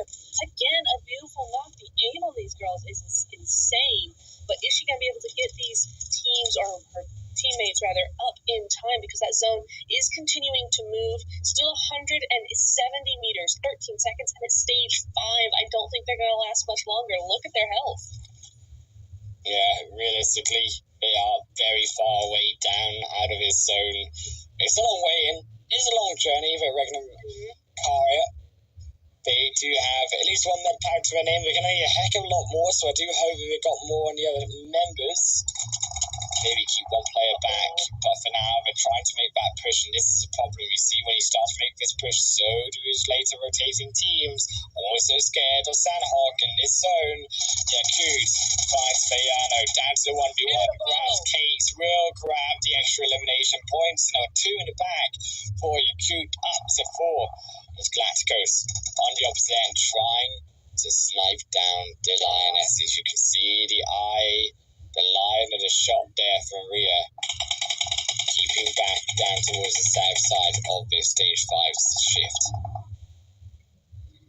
Gosh, we did lose Kasich and Yakut there, and all of a sudden we're down to our top 5 teams. I mean, this is what I love about Sandhawk, right? It immediately goes this way. This is just how it is on Sandhawk. You go very quickly down to your top teams. And luckily for Onyx, they have a perfect situation here. Look at this. The zone's moved completely to their side, and they're still in full squad. So this could be a very, very good game for them if they play it right. Can Galacticus keep themselves in this next zone shift? See, before you also still there with the 9 elimination points, they could rack up some good placement points here if they can just keep themselves in the running of this game. Down there as well, Onyx, the other contesting team, the other only full squad here left. This is difficult, honestly. Onyx, they've done the right thing in moving out of, oh, that's weird. Okay, they had to move out. Never mind, because the minimap just switched over, and we're actually on the other side of the road from team of Camp Bravo, rather. So that was an errorless minimap earlier on, so I'm going to leave my point because it's no longer a point. Meanwhile, looks like Galacticos and Onyx both having a little tete-a-tete and both having some knocks because of it. Meanwhile, KR, they want some action. Yeah, KR, Galacticos Sirens as well, looking down onto Onyx, but it's that one front member from KR. It did snipe them down. Galacticos stepping forward, trying to now find the revive in the smoke. Onyx using this opportunity, though, to step forward.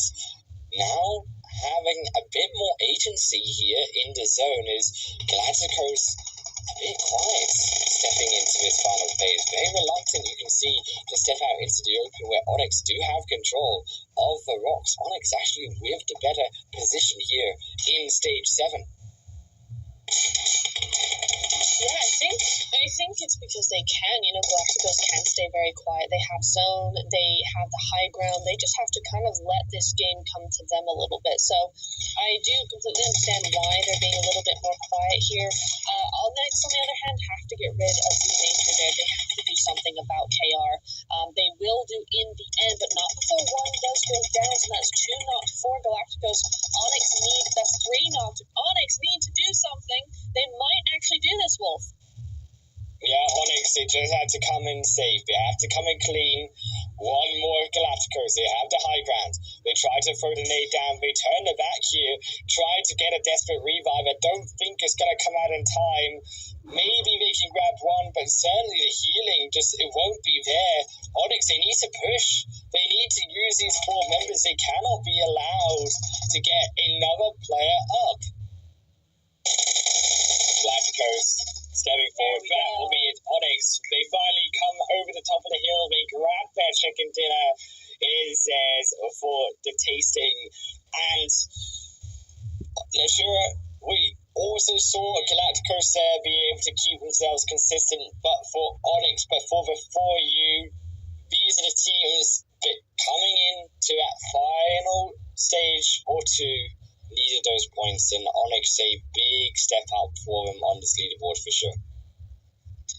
Yeah, very, very nicely played. That was such a hard angle to play from, especially because Galacticos had such a kind of eagle's eye when it came to looking down onto what was going on below them. But just a really, really good game from them. Very, very well played. They played it very quietly.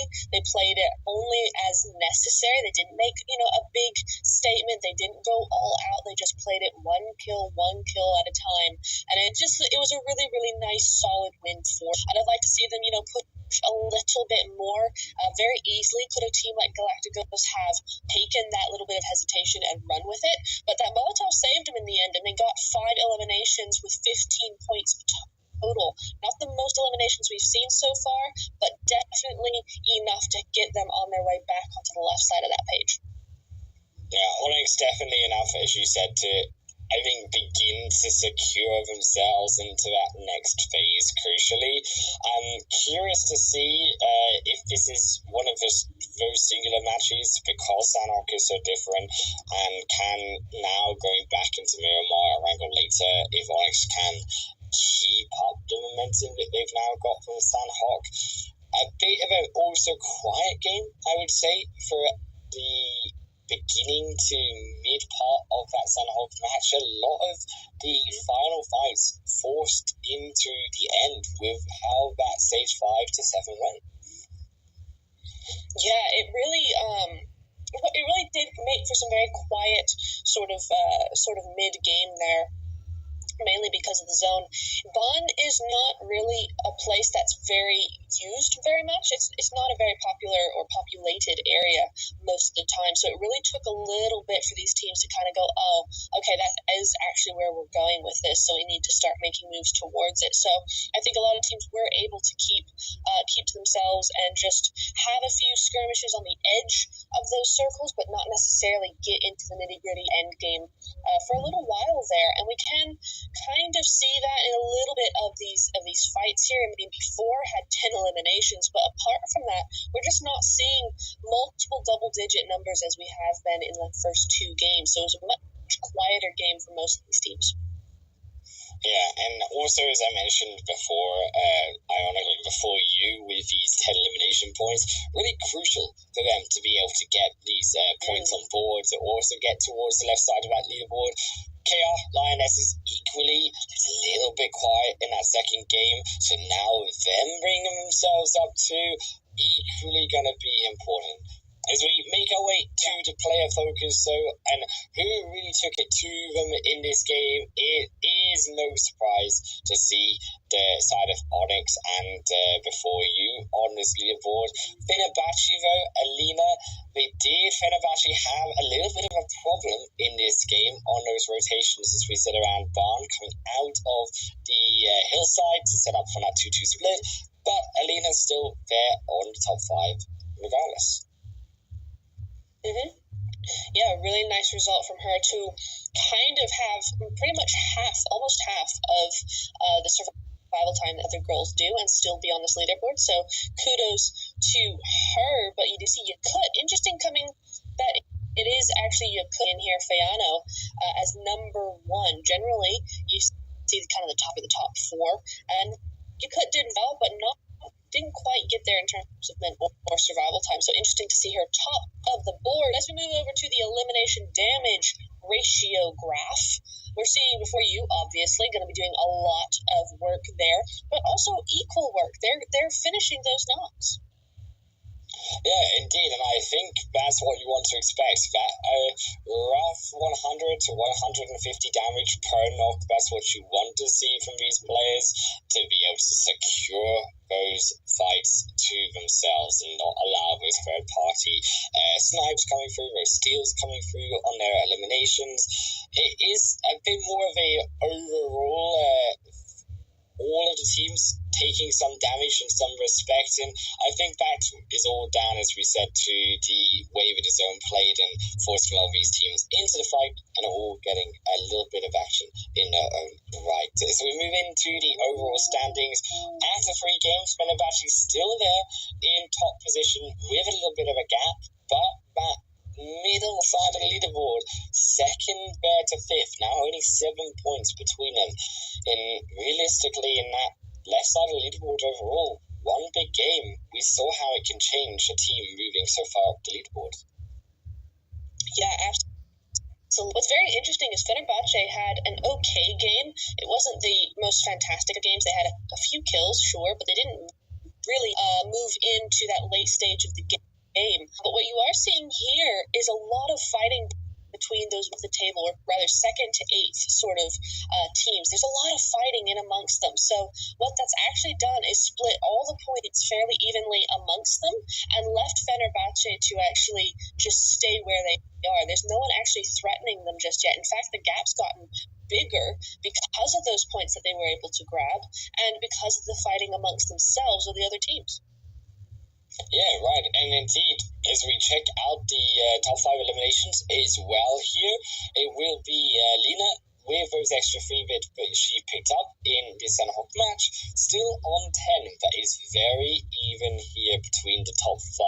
3 in that tight first position spot. It will be now. Miramar will need to see who can separate themselves. Is realistically, I think, yes, you see only 5 players here win the top from the 10 to 8 elimination points, but I suspect it's a lot more of those other teams with those elimination points very close behind them. We'll have to see, as we said, if they can separate themselves out in the desert, since we'll be back on Miramar after a short break.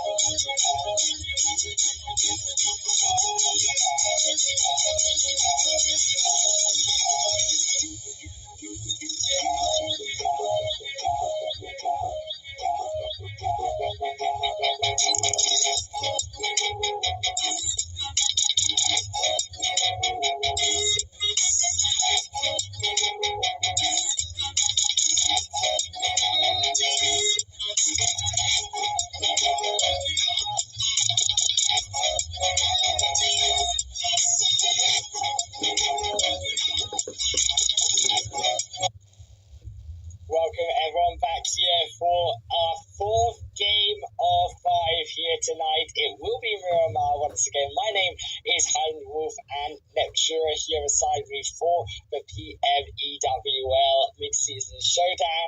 Neptura, it was a interesting game there where Onyx just took the win in Sanhok. We've been waiting for some of these underdogs from the first two matches to step up, and this game in Sanhok was actually that opportunity for some of those teams to get those points. Yeah, it really was a really great show from a lot of these teams here. So yeah, some really good stuff, and hopefully this has been a little bit of a mentality boost for them. So Miramar, I think Miramar has a lot of big shoes. I think big expectations. It's a daunting sort of map to get into. So I think this little boost for some of the teams that are struggling a bit more with those Miramars, I think it's going to go quite well for them. Look, I'm really excited to see, as we saw yesterday, how these teams adapt, right, from the first Miramar game to the second Miramar. Now, the first one was a little bit different. It did go down towards that southern western side with the Hacienda Hills, and then back into the side of Los Leones, and up again. It was a bit all over the place. I'm hoping for a bit more control, but I'm also hoping these teams are prepared for it and are willing to learn from the mistakes that they may have made in that second match. Yeah, me too. It'd be interesting. I mean, you know us, the evil in us always wants to see the teams struggle as much as possible when it comes to them to be panicking, but at the same time, for them, I suppose we could, cut them some slack a little bit and let them have a better zone just so that they can actually game that they've been practicing for. So hopefully the zone will be going a little bit more sane, like this plane path is, a nice middle, straight down the middle cut here. So yeah, it would be nice to see maybe a little bit more of a sane zone so these teams can really break and not be limited by what the zone is giving them. Well, you know what I say to that? I would love a prison finish. I've never had one, or an Oasis finish. Yes. A prison finish. Have you ever had it? When was the last time you had it down on the South Island, the zone? Ooh, maybe last season, like one time, but I don't know. I think it was probably last one, which was last August. Yeah. Like, I don't even remember even the islands. Yeah, even the islands, I can't remember it, for me at least, until all the way back to the end of 2021. That was the first and only time I've seen a Miramar Island finish, and by golly, was it epic. I think seeing how these teams rotate from those roads and seeing how they would rotate around the ocean side, something completely different that you would not expect on Miramar, that's the type of stuff I want to see from these teams. In the moment adaptations and how they will be able to learn from the zone, forcing them to play in areas that they may not know as much or they may not as feel as comfortable in. Absolutely, yeah. That's really the crux of the in the moment adaptation to everything. That's what's so fun to watch, I think. But for now, the zone is threatening to be nasty, but we're not so sure yet. It's still fairly sane.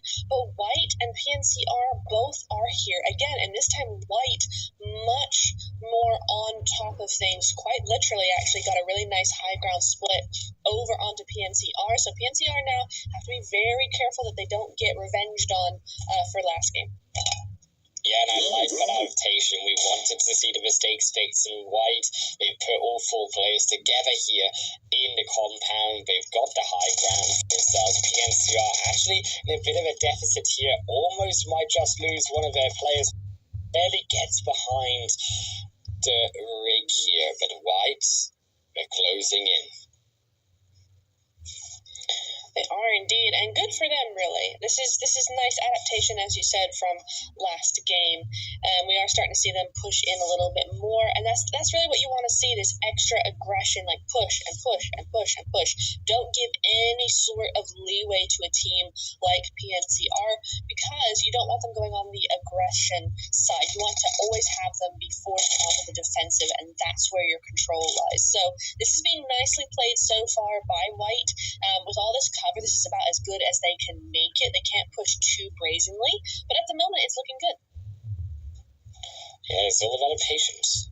don't get over-aggressive, don't get too eager for the play, but when these opportunities do come out, you need to be able to find them, and you can see Vera, they just could not find the angle quick enough. Mia is there alongside the rest of PNCR, however, it's quicker on the trigger, and PNCR will be the one to find the first potential elimination here.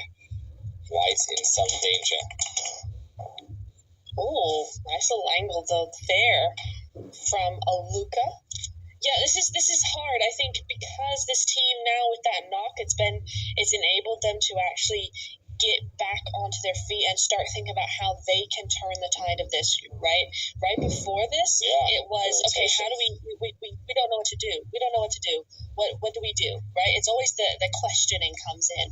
Now they've had time to actually think about it. They're on that roadside. Now it's White back on the defensive. Yeah, I love that PNCR have made this rotation to actually cut off White from moving backwards. However, the footsteps have been heard. You can see the nades are being angled for this entrance in PNCR. And I want now the rest of them, Crazy also, to come forward. Don't let them escape back to where they knocked White, but also bring that extra member further forward. So you've got this 3-1. You use the 1 as the informational point for the other 3 to be able to get in on to the backside of the fight.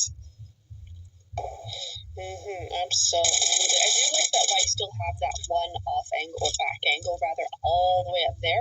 Gives them a little bit of height to work with, maybe a little bit of an overwatch. I can see this very quickly becoming a bit of a stalemate. I think most of White are just outside of nadeable range, but exactly as I say that, somebody gets naded, so they are in nadeable range, and here comes the push. This is exactly what White didn't want right now. They need to make this push known. They need to get that defense as quickly as possible. Looks like they are going to be doing a little bit of that, so now there has to be a little bit of delay on either side here as they're trying to get healed on up, but for how long will this last?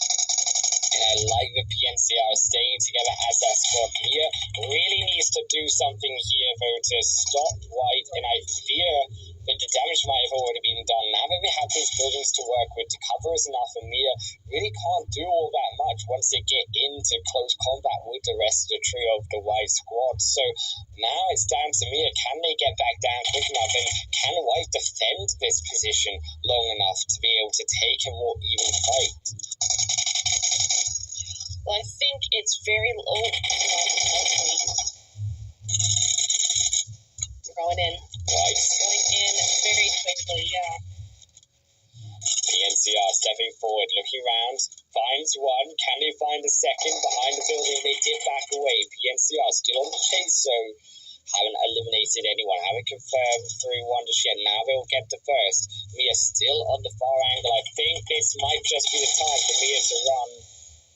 Would be the retreat on order for White, and unfortunate as it is, they did look like they made those adaptations early on, but I'm sure it just didn't work out. PNCR did come out still the victors once again in this compound. Yeah, it's a real shame. I mean, they were able to get a couple of knocks there, but yeah, there goes Mia, so that is going to be White in 16th. Yeah, you just can't hesitate at all, and I think they hesitated a little bit too much. They didn't get those knocks when they needed to, and them getting knocked themselves just threw the whole game out the window for them. It put it completely into PNCR's lap there. Recovery from PNCR, I have to say, that was really nicely, I guess, directed push towards the outside there, and they were able to just push in after that. So very well done by them. For you, coming off of the back of a strong Sun-Off performance, I liked that they did get so many eliminations, and I think it's the aggression that we're looking for from these teams. I really want to see all of these ladies do well, and to see the teams that we were mentioning are struggling, seeing before you now also step up here with that aggression that we were waiting in the first 2 games for. I'm just hoping they keep that up, because it's all about the consistency, especially in a tournament like this where you are playing in several days, but crucially several days very close together. It means you need to be good on all of the days in all of the week throughout. where you have these tournament days, maybe 3 even in 1 week. And to have that as well in terms of good performances, but over a short space of time still, where you only have in this first phase 5 games, 2 days each. 5 games, sorry, should I say, for them to work with. It's not a lot. If you do have one bad day, you need to come back quite the team swinging. Yeah, you really do. It's a bit of a what's the word? I don't know. It's a bit of a pickle. Let's put it that way. When you have these sorts of long range, long standoff.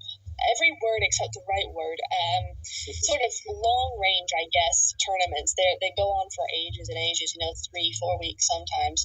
But at the same time, when you're grouped into small groups like this, and you've only got 2 days to qualify for the rest of the tournament, it does make it a very weird juxtaposition between, well, we treat this as a large tournament or we treat this as a very short tournament. And so it could cause some discrepancies there, but I think for the most part, hopefully these girls have it under so that they're kind of like, okay, we've only got these 2 days. Basically, we've got 10 games. We need to sort things out quickly and then relax for the long haul. At the moment, though, Fenerbahce looking for a very long rotation there. ELM getting picked apart just a little bit, but not enough. They are going to be trying to take over maybe that Church. No, they are going to go past it instead. Interesting rotation from them. I would have thought that Church would be a good gatekeep spot, but you know what? After Sandhawk, maybe they're just looking for that center zone and getting some points back on the board again. Yeah, Fenerbahce here as well, looking like they're going to be alongside so many of these teams rotating into the more central part of this zone. You really saw it on the glimpse of the map right there. Teams looking to try go a bit deeper in, not wanting to be caught out by a potential wider shift of this zone.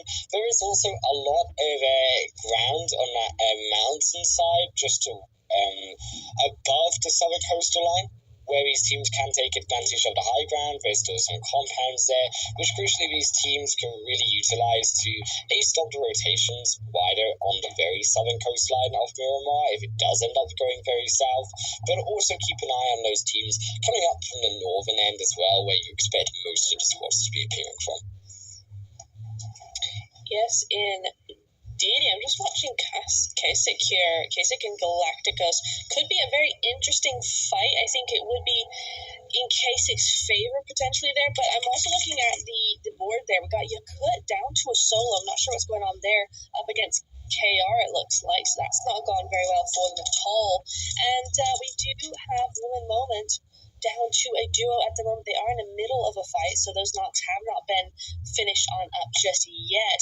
But now we do have Kasich and Galacticos going at it. Here's those two. Oh, Piper just getting out of the way of that nade right there before you.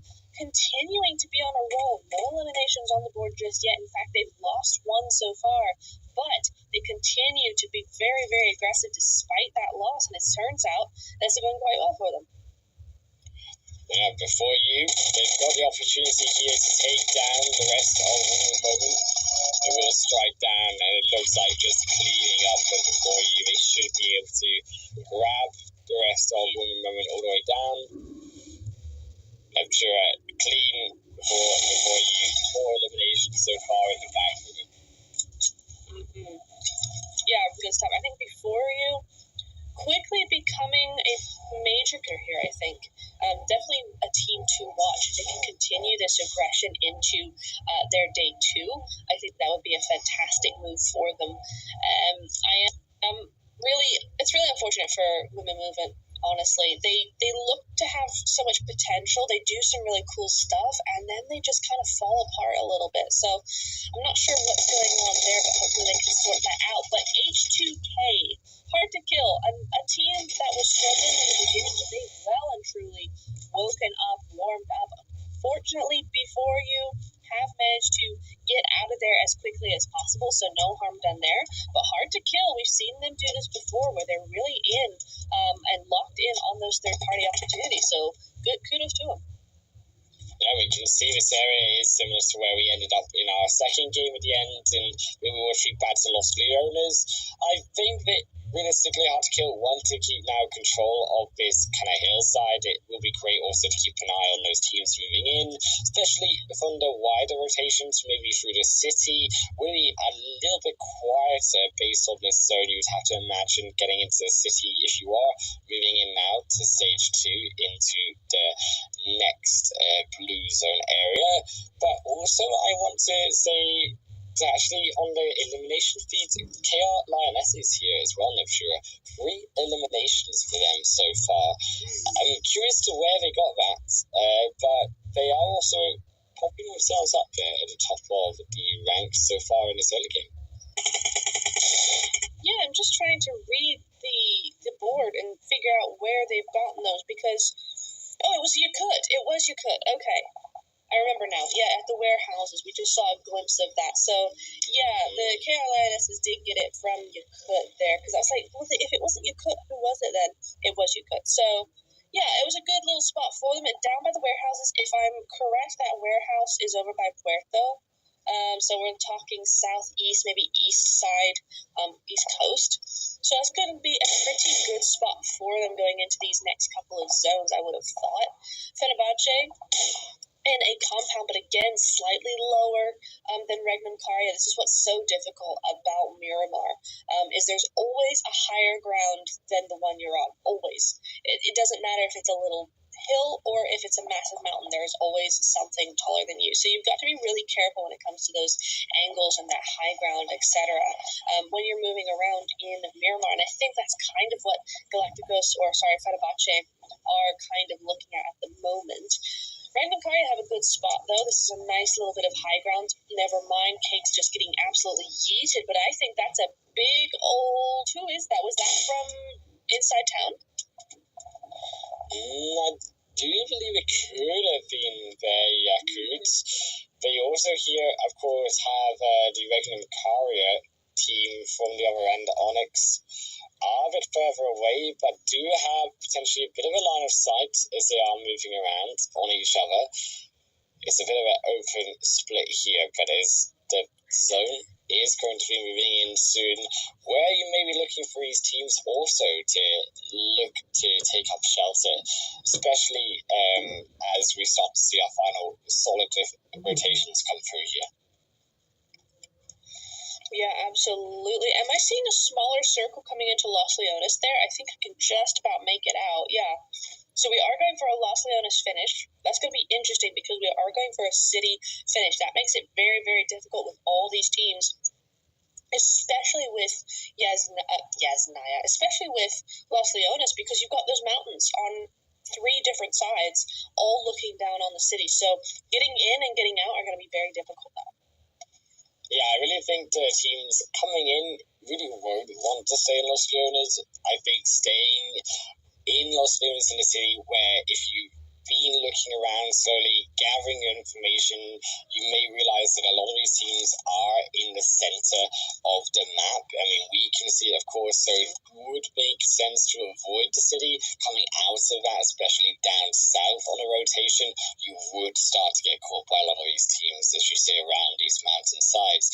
If it does bounce back up, I am equally looking towards these teams, potentially all actually running in. Oh my days, this is not what you want to see before you. A bit of an oopsie on the right. They are going to knock down one, but they get themselves back up. They got the safety of their teammate here in Andrea, who will be able to bring them back up to full, or 75% at least. Yes, indeed. The way she was angling out that window with her teammate in front of her, I could just see that was not going to end well. And unfortunately, Nicole bore the brunt of that fire, but it's all good. It's all good, but that has given time to,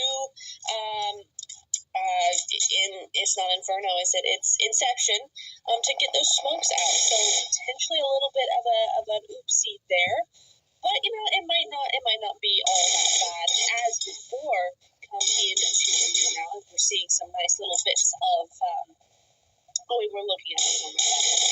But Altercation Zeros getting a nice little headshot, getting absolutely destroyed there. Nice aim from before. I gotta say, before and Inception, both these teams have some really spectacular aim we've seen tonight.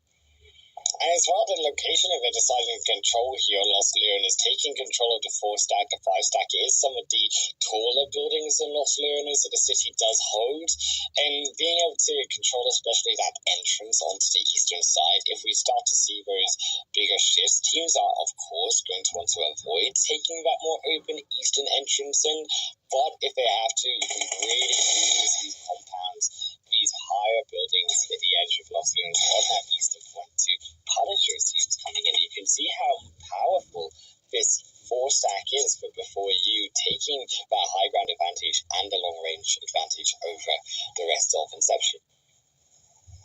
Yeah, doing a very, very good job while they're at it as well. I'm curious to see what the kind of the north side of Los Leones actually ends up looking like. We do only have 2 teams in here by the looks of things, but it's kind of hard to see what else is going on in the rest of the city. It may well be, as you said, that teams are very hesitant to actually get into the city, instead crowding around on the outskirts, as you see PNRC, other way around, PNCR, in Cave, a very little utilized area, often one that people don't even know about. When it comes to classics, I know many people who don't know that this exists still. So it's a nice little spot for them to be using. A lot of good loot as well if you need to replenish your stock. So not too bad of a spot to have. Unfortunately, the zone will be moving away from them, so they've got to get out of there, and this is where they could get run into some issues.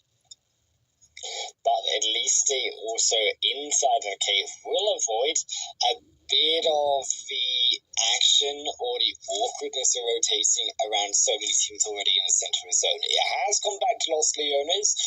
It feels a little bit like a Highland Wolf zone.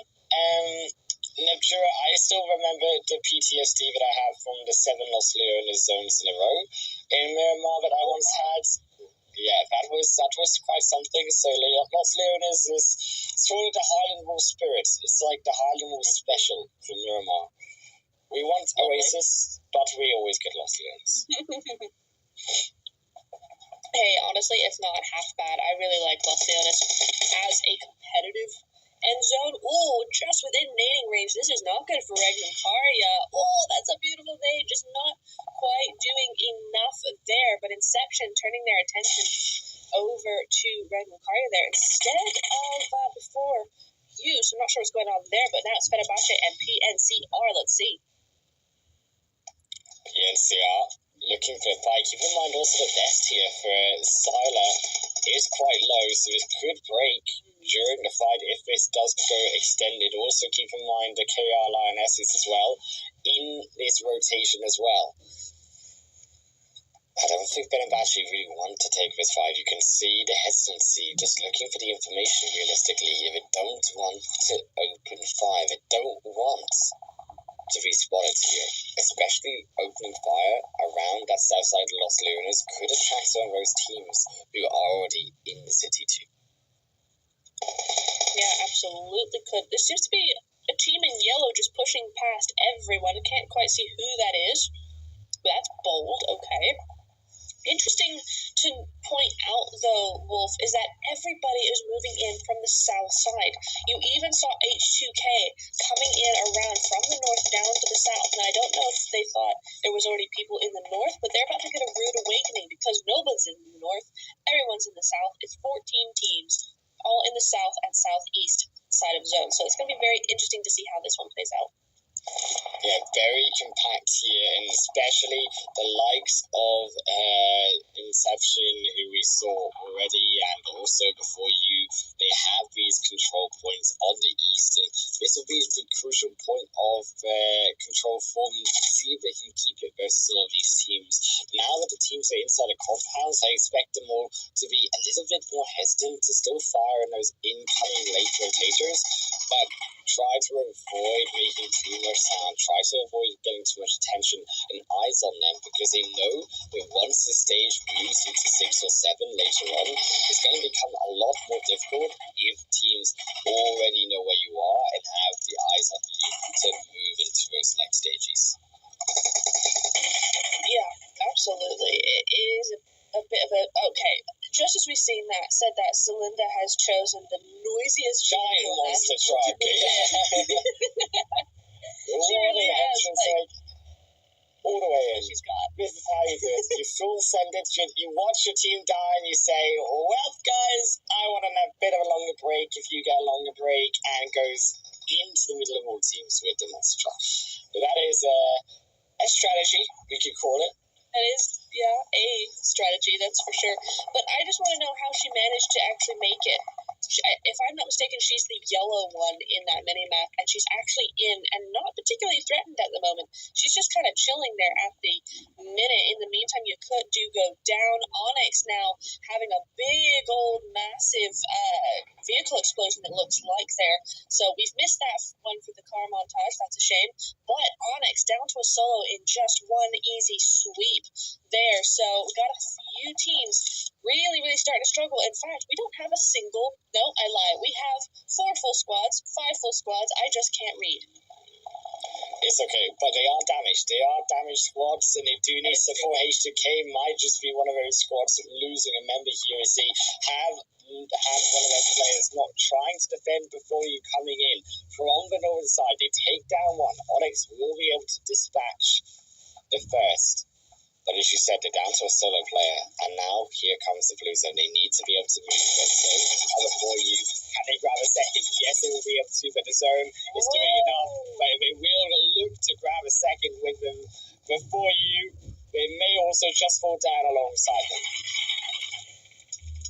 Yes, indeed. I want to say big ups to Inception here. They've managed to hold on for a very long time here, because they've been in Los Leones since the beginning of the game. And with all this crowding, I mean, I can't even imagine those amount of teams on that eastern side. I mean, look at that wolf. It's just so crowded. It's kind of insane. And yet Inception are still here as a duo. So big ups to them. And the scariest part of this lecture is they're all outside of the zone. Look at them run in. Desperate move here from, I believe, that could be Eagles, looking for the control in the end of stage 6. Better batching and no one to scarper through, using those silo buildings to be able to protect themselves for now. Yeah, Fenerbahce not in a great spot. Oh, just getting your buggy right out in the open, just for a little bit of damage, just to make season it with a few bullets before moving into zone. That's always a great idea.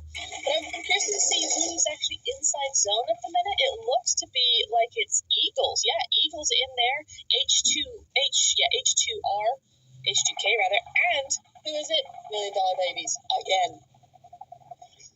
Inception, looking back over on this control. Eagles, as we said, they ran into the zone. They've got a little bit of control, but you can see on the outskirts of the east, we've been mentioning it all game lecture, how difficult it is to control. It's so open. You can see Beckett and Karia running into another of the contenders, only to be shot down. Everyone from each way. It's open firing season as Cascalimerance will also be on the south side. Only one crate of a name, but outside of this zone, they immediately step out, only to be fired upon by $1 Million Babies, firing back themselves. That's crazy. We've lost half the lobby in about 30 seconds, less than 30 seconds. I'd say even 15 seconds. We've lost about 10 teams there. That is insanity. And now the nades are flying because that zone about to get into zone 8. So we're definitely in neighborhood range for a lot of this. And we're even seeing 2 teams hosting each other in these warehouses. So this is going to be a very interesting finish. Super tight, because somehow 3 of the 5 teams have managed to keep all 4 up, except for $1 Million Babies as they go down, because I've said something about them, I think. Classic Lawrence. They haven't been jinxed yet, so it could still have a chance here, but it's looking a bit dicey. They've only got 1 player left. They are reviving the second, but how do they get out of this location? $1 Million Babies just look like they've got the more control to get around that south end. However, there is still the rogue members here of Eagle in the north. We still have the likes of H2K, hard to kill on that other end on the east. Coming in, have knocked down one of the Eagles. It's quite nice from Eagles, actually. They've had a pretty good game, couple of 3 eliminations. The rest of them, not so much.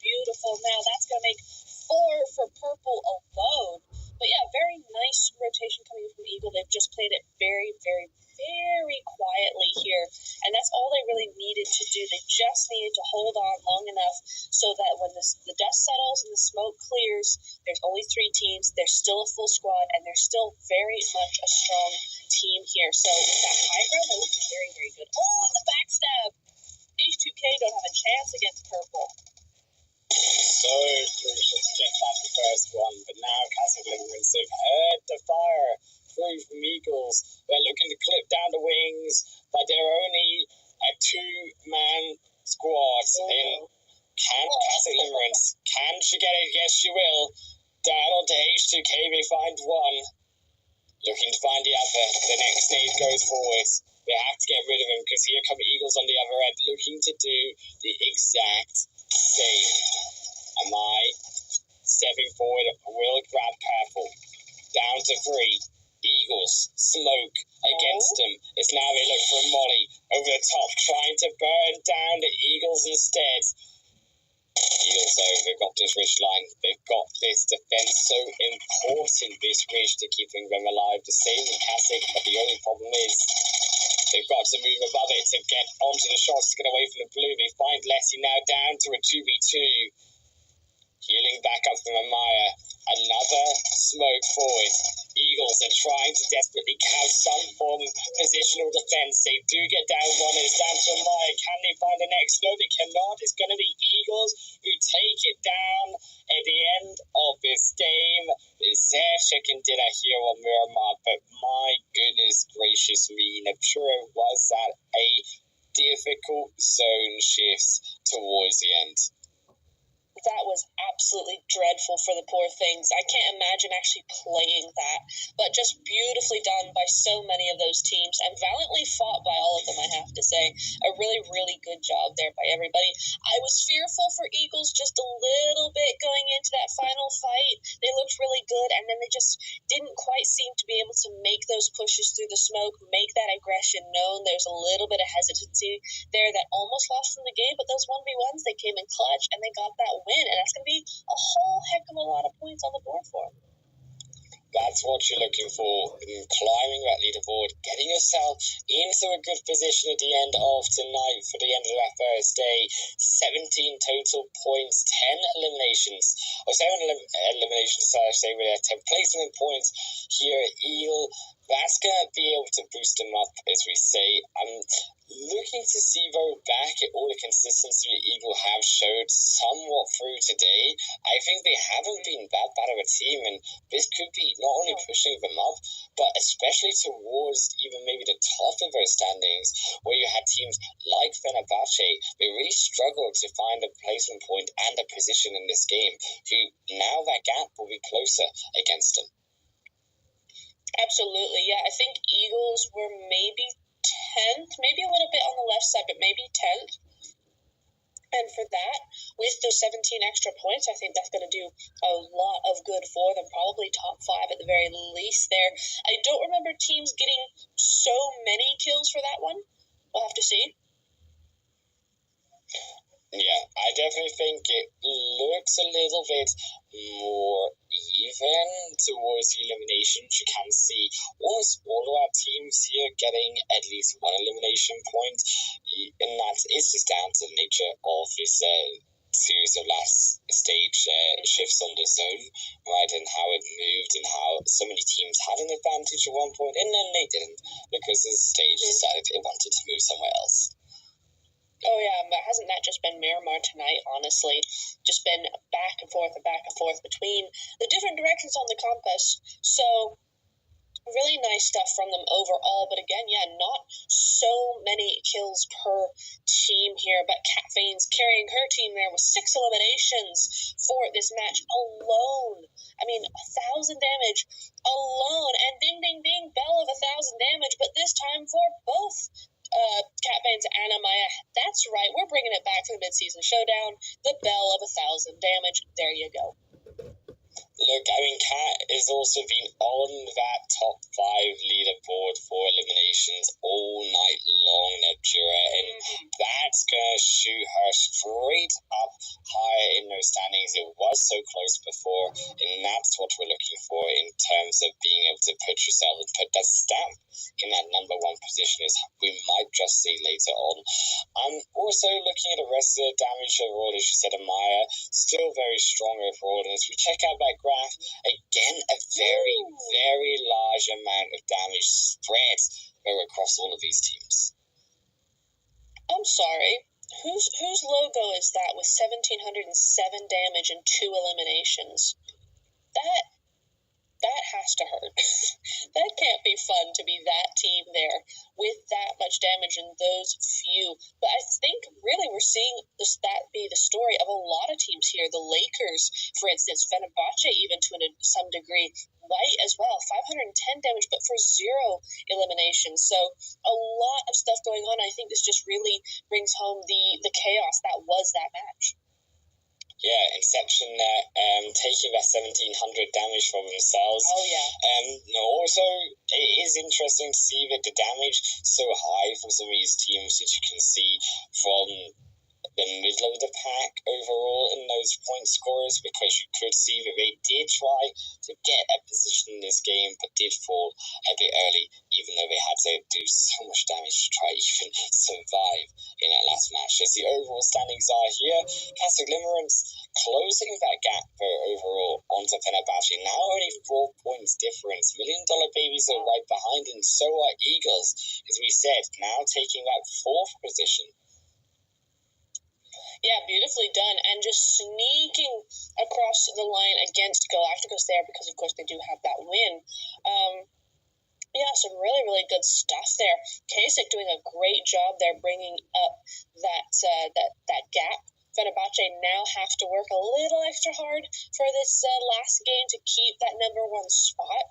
And $1 Million Babies doing some really good work as well there. I think they got quite a few eliminations in that last game, so that brings them up as well, but still super duper close. I mean, I know it's only been 4 matches, but to only have 9 points between 3rd and 8th at the moment is kind of insane. Yeah, a big amount of difference there. And I think also from that left side, the bottom end of that left side of the leaderboard to the right side, again, one big game from any of these teams. Even you could argue women moment. You get a game like we had from Digital Athletics earlier last night in that final match. Digital Athletics, they were behind. They were on the right side of the leaderboard. And then one big 30-pointer, they're all the way right into that top 5. Yeah, absolutely. And that's why I'm kind of rooting for them. I really want them to do super well in this game. Honestly, PNCR, I'm surprised that they've only got 8 points overall, because we've seen them a lot in the last, or tonight rather. They've been doing some pretty good work throughout the games here. So to only bring home 8 points and all of those be eliminations is interesting to me. So I would like to really see them shoot for those placement points tonight, and also maybe the Lakers as well. I'd be rooting for them in this game. Top 5 eliminations, though, it is going to be Amaya. They're still in 15 eliminations. Cat Beans, though, right behind those extra 6 onto the 14 eliminations. And a bit of a change up here with still Alina now down to that 3rd position with only the 13 eliminations. I say only, still more than I could ever get in a whole night of me gaming PUBG. I mean, I would not want to go up against any of these ladies. Oh, absolutely not. I'd be terrified. Can you imagine? That's right. They say 1v1 me, and you're like, please no, have mercy. Yeah, literally. I mean, I can't 1v1 anyone to save my life, but super excited to see how they do in this final game, because I don't want to play against them. They can play amongst themselves. I'll watch. This is why we're the spectators. This is why we're here on the caster desk, because I don't want to have anything to do with being in the game to try and get points for these teams. I would be there's an extra 3rd column for me on the right side hidden away. We will have one more game though on a rank of threes women to earn, or these ladies to earn the points, and they have an opportunity to climb. But can they do it? We'll be right back with you after a short break.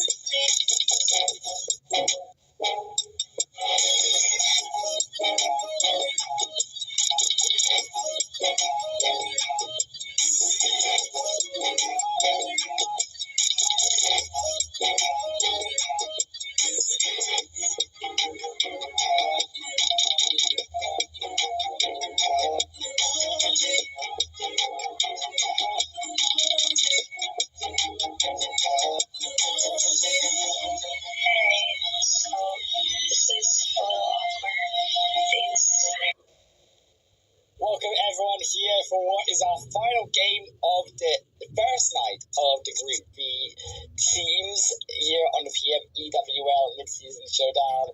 It's going to be on Orangle. My name is Howard the Dwarf, and here is my co-captain Nebtura to the left of me. Nebtura, it's been again difficult night for these ladies going through from that last game on Miramar. That is not what you want to see going in to try to build momentum, trying to build the confidence at the end of the first day into your second.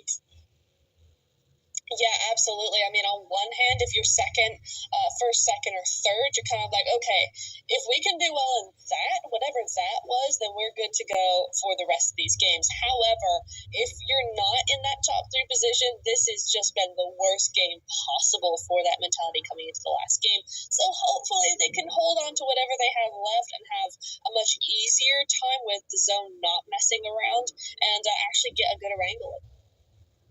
Look, I'm looking forward to seeing if they can manage on this wrangle. We've been also hyping up some of the teams that still need a fair amount of points to get themselves back in the game. We said, and we hinted at it to the Digital Athletics of yesterday, where if one of these teams at the bottom gets a 30-pointer, gets a big series of eliminations and placement points under their belt, they could also be right up there alongside those teams sitting comfy. Absolutely, yeah. It is still all to play for at this point in time, so it'll be interesting to see how these teams adapt. Will they perhaps, Wolf, I'm going to posit this theory, with these teams all so close together, right? There's not all that much points between them, even on the lower end. Do they use tonight as kind of a springboard? Some of these lower teams kind of go, we have nothing to lose. We have 7 points tonight. Let's just go all in and mess some teams up and then be ready for day 2 because of that point gap. Or are they going to play it quiet because they still have another day left and it's not, those final games where they really need to make up the points? Yeah, I think going into the first game, at least I would expect it to still be a bit more normal. But you do have to be, of course, wary of that, right? As you come to the end of each phase, especially in those singular days, right, where a lot can change in just a few games. I think you may expect to see a couple of these teams, that was close, that would be quite funny. I was waiting. It would have been nice, but I digress. It's, the last few games, I think, could be a bit scary, where you do see teams say, you know what, like, we know we can't make it in, so we're just going to throw ourselves at a team. And you know what? That's one of those teams that needed points to get to secure a safe position at the end of that last game, or last 2 games that they'll be playing, and they fall out early because the team decides they're going to change up the way they're playing. That can definitely have a knock-on to effect to other squads. Yeah, I mean, I'm all for that kind of nothing to lose sort of mentality. I think it gives new life to players, to teams who have maybe had a little bit of a worse for wear time in those last couple of games where you kind of go, look, this isn't going to work. We have nothing to lose now. Let's just go full send, push, everything. It gives a new lease on life to a lot of teams, and you see that kind of confidence, that desperate confidence come through, and you kind of see what these teams sometimes are really made of. So I always like those last couple of games. It's always very interesting. The question is whether teams are going to start acting like that now or start acting like that and wait until day 2 to start really doing that. By the way, I adore that neon green and black. What is that? You know what? I don't know what it is, but you know what I would love in PUBG is, the kit, like the car from Knight Rider. Oh my days, I would want that. That's what I need. Like where you go in the car and this kid talks to you, like, and you just feel ready. Oh yeah. Just to fire like missiles from the front of your car out, or like take on the bad guys. That's what. Yeah. Like, and you go in the Knight Rider music starts playing, like as you drive. My goodness. Nice. Yeah, that is the car that I would design that, and I would pay money for that. Oh yeah. Yeah, that would be cool. You get that hype going in the car, while you're getting ready to push the team. Oh yeah, that's you need that epic action music, right? Like if you go in, like I mean, yeah, you can probably have someone in your team do some like singing or some sound badums here and there. Yeah, the sound effects right as you drive in, but I mean, it's just not the same. Like. Totally, yeah, that would be really cool. Honestly, PUBG, you need to do a hype train. Do a hype train, but it's a car, and you hype up teams as they will send it. But they all need all four vehicles to play a little bit of a different part of the same song, so that they all play at once. Because we are not going to encourage teams to use the same car just so they can hear the music, because that's going to be death. And out of the exhaust doesn't come smoke, but just the word hype. Like, yeah, hype. Hype. As they drive along. That's exactly what you need. Yeah, we've got the ideas. Yeah, Tencent hires. Yeah, Tencent. Yeah, for real. DM me. Just doing our pitches for our cars. Our dream cars. Do you know what though? Like, man, you have no idea how much I actually miss speaking. We were talking about it yesterday. You have no idea how much I miss not having the Godzilla little model dinosaur holding behind me. I know. Oh my days, I miss it. I need it. Yeah, it's super cool, isn't it? I love the Godzilla event in general. That was one of their very best events ever, and I loved the skins that came out of that. I mean, the Godzilla arm skin, I needed that. I didn't get it, but I needed that, and it was so nice. But I have seen a few people actually have it in the main tournaments. In PMPL, I've seen a few use it, and it's just like, oh yes, there it is. So good. Yeah. We do have a bit of a rotation coming through here from PMCR Destiny up to all those North Georgeport crates. Don't expect anything to happen to it. I wondered if they would get caught by that solo. Maybe the information has been given away. The PNCR are there, but they're going to continue to drive a little bit towards where it looks like this zone is going towards the center or so of Erangel into the mountainside around Rosshawk here, or especially Pachinki as well on this more central belt of Erangel. I really do think that that's where teams could be eyeing after, especially as a great point into navigating further into the zone, is again if it does shift towards that eastern side, but still have that security of the city and the compounds if need be coming later into the later stages if required, if it comes back towards them. I actually want to highlight something that I haven't seen in ages in Erangel, which is the underground, the sewers, if we would call it that. That's what I've been looking for a long while. I've had a couple games where we've had the sewers in it, but my goodness me, does it come down to the micro combat? And I think that would be so great, especially with these ladies, right, who are so aggressive and so into the team fighting. That would be like match in heaven for these. Yeah, that absolutely would be a really fun game to watch, actually. I think we've seen one or two of those in the previous seasons, but certainly haven't seen it yet here. So I would really love to see that. You're quite right. Onyx look like they have had a little bit of a skirmish with Regnum Karya here. They are all up and still standing. A little bit of a stalemate coming in there for now, but interesting to see how many of these players actually are damaged, though. They don't have that much health in them. There's a lot of yellow bars on that graph. Yeah, we should be able to heal back up with time, but that definitely does tell us it is interesting to know that the information is there for each other. Onyx, now they're almost going down, but you can also see here the rest of Regnum Karya, they are bringing a couple more of the players towards that more front point of Berry Pier and looking to control this location a bit harder. You don't want Onyx to come forward. You can also see the rest of Yaku also in the feed there, lose one of their players. Now here come the Lionesses to charge in. on that knock. I like the aggression here coming through. Onyx as well, going to actually lose 2 there from the rest of Kazakh Limerence. So it looks like Kazakhs could be behind them as well in this fight. Yes, it will be, and they get completely charged apart.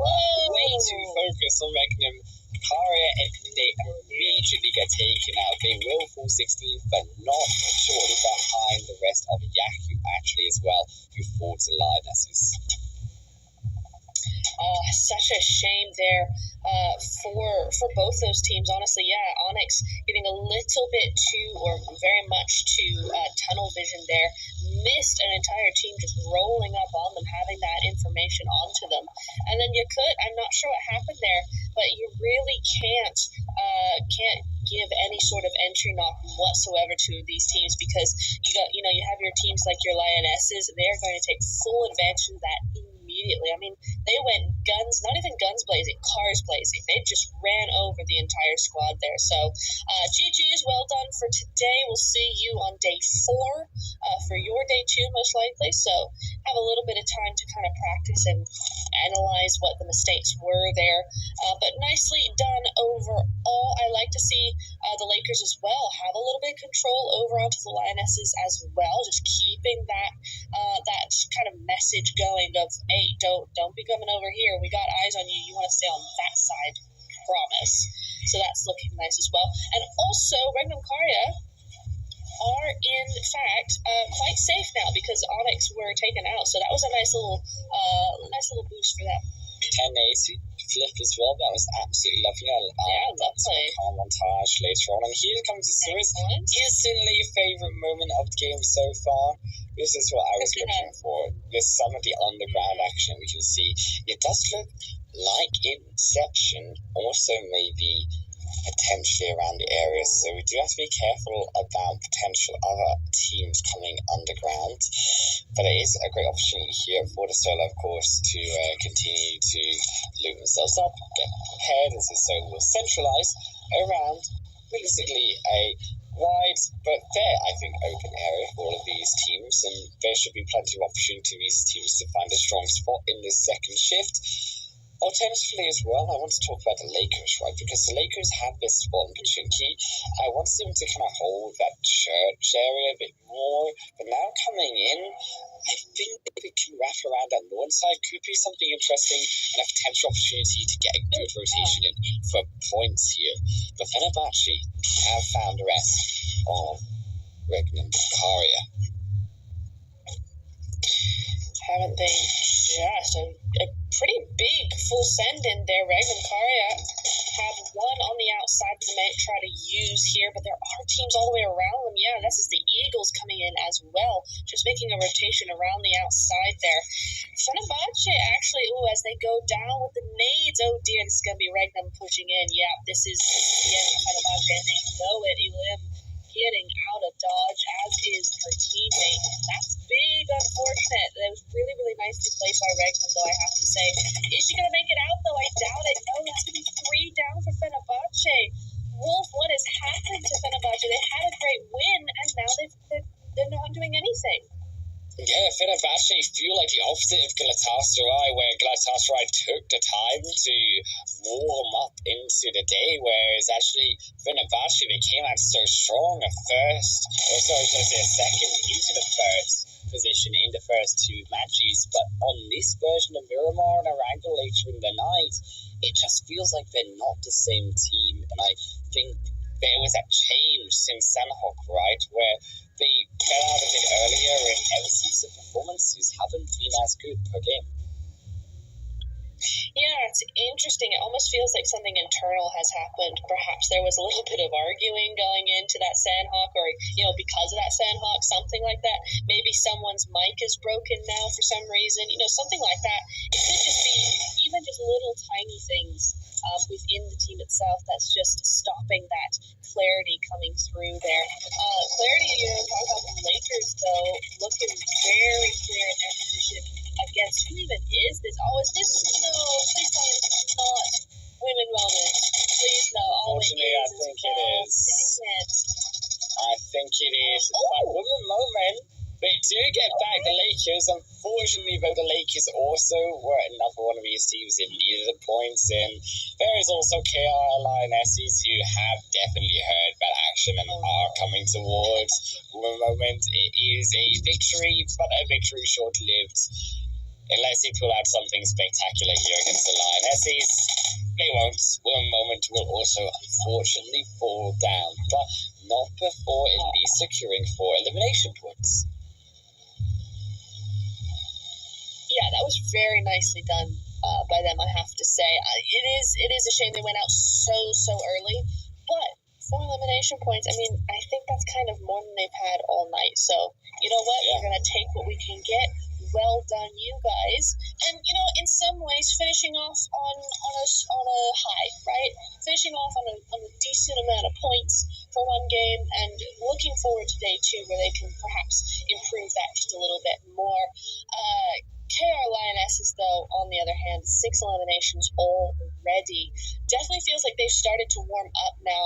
The first 1, maybe 2 games were a little lackluster for me, but they've really, since that Sandhawk, really stepped up in a big way. So very nice to see them coming into form at the end of day 1. Just going to punch out all those windows. Melzy hates glass. She's not a fan. Yeah. I mean, ever since they introduced that, I mean, I'm glad that the realism of actually there are glass and windows. That was an interesting one. I was surprised. It took quite a while for PUBG to be introduced into our world PUBG, but yeah, but that was definitely an interesting one. I found it really interesting, actually, when teams first had to start to play around it, right? Because it was that little extra bit of movement, especially in those close quarter building fights that you often do see. Sometimes here in Erangel, and especially in those cities, and also Miramar too, definitely makes a difference. Mm-hmm. Totally does, yeah. It is an interesting little thing. And it really plays into the micro plays, right? If somebody is really into micro plays, here's one for you. Glass. How does glass affect everything that you do as a team now? Also, I love the cars. Look at that car. I don't know what that is. I don't think that's a Dodge, but it's amazing, whatever it is. But you know what's that's beautiful.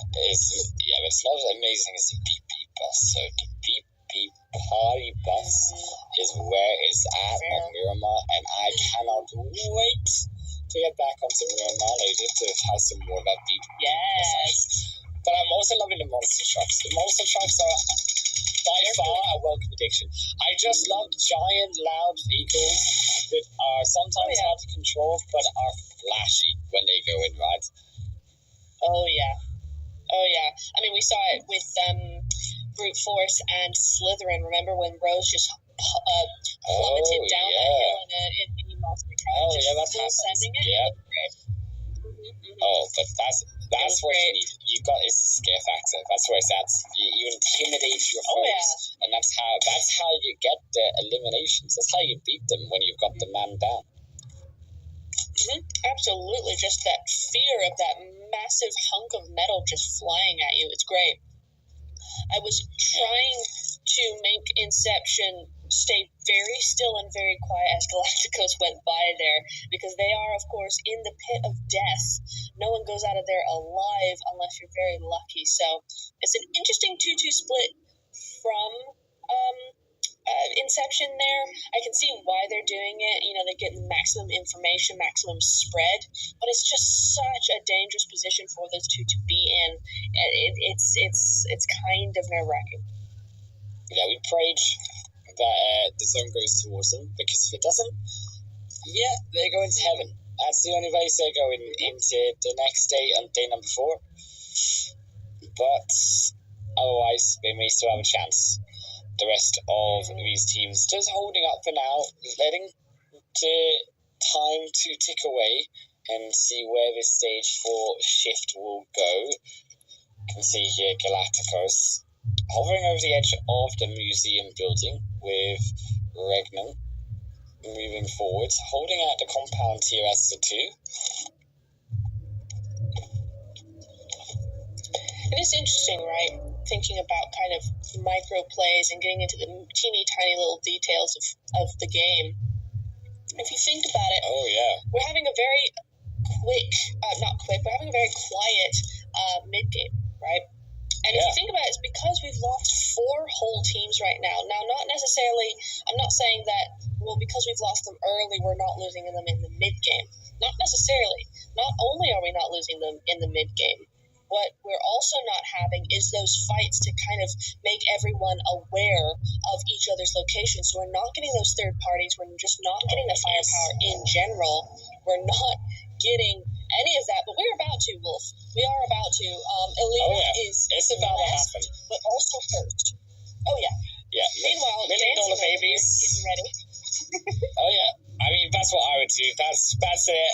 We've accepted our fate that we are inside the zone, and we are ready to fight. That's the battle dance right there. That is PNCR battle dance, ready for the eliminations to come in. Because PNCR, we wanted to see it. We talked about these teams that need to come back up. They are one of them who had all these elimination points, but no placement points. They need to be able to secure those consistent finishes later, if not today, on that second day of play, because that's what's, I think, hindering them most of all. Absolutely, yeah. It's something that we need to work on. Hopefully this hiding the zone will help them. Inception, not even caring one little bit. They're just going to move straight in here. That's a beautiful nade, though. Is going to do a little bit of damage, but not quite enough to be satisfactory. Regnum Karya on the out at the minute. Just 2 up at the moment. How's this going to play now? That's 3. Regnum Karya stepping forward. There's a volley, though. Natura, that's going to be Regnum Karya on flames as they will go down to 1. They're trying to use the extra player to get the information in. Meanwhile, White in their own fight here versus the rest of PNCR. PNCR, they're falling down, but they walk in. They didn't notice White. Kara finds a triple elimination. Regnum Kara will also fall to Inception at the same time. But Kira, that play from White, keeping them in this game. Beautiful. That was a 1v3, like the queen she is. Oh my goodness me. But I tell you what, I was just looking at the scoreboard there. Immediately everything was red and yellow and all kinds of wrong. That was really interesting to watch, like so quickly how everything can turn so busy. The Lionesses seem to be having a theme here of keeping fairly quiet. Not quite enough to have 0 kills, of course. They have 6 at the moment, but Logica is down. So it looks like as a trio, they want to keep this a little bit on the down low, just keeping it cool for stage 4, looking to see where that zone is going to be going. I doubt it's going to be going on them. No, it's complete opposite. 200 meters to go for them. H2K as well. They're a bit far away with also Galactico Sirens in their way directly into the zone. They might have to just go straight in and find a charge. They're going to have to look for these initial knocks. It's hard to kill, really, without them. Yes, they've got a lovely position here to stay and hide, but in 1 minute 20 seconds, that goes away there, Neptune. Yeah. It's not a lot of time at all. I think Eagles could help with that a little bit by keeping the KR Lionesses a little bit occupied. Apart from that, I mean, Eagles are going to want to start looking for their own exit or entrance into zone, rather. Galacticos having a little bit of a field day with H2K right now because of that dip they're in. This is why never use dips, people. Use hay bales if you have to, but never the dips. It's not a good exit strategy for sure. $1 million babies, though, they're looking pretty good at the moment. Full squad up at the moment. Yeah, and that's why you don't use those spots because you get naded very easily. That is going to be 1 down for them so far, unfortunately. But it looks like help is on the way. Going straight for it, Wolf. Look at this. Smokes galore. Yeah, hard to kill. They needed to realistically rush this compound. I think it was something that they had no choice to do. But they at least do manage to get one of these players in for now. And I'm just surprised that realistically no one else is coming here to also punish that movement, assuming you see the fight potentially decide to wrap around here, get these extra eliminations while H2K were down, but now they're back up. and they've still got all 4 players alive. That's fantastic. Very, very well done from them. That should have been the death knell, but it really wasn't, and they did very well with that.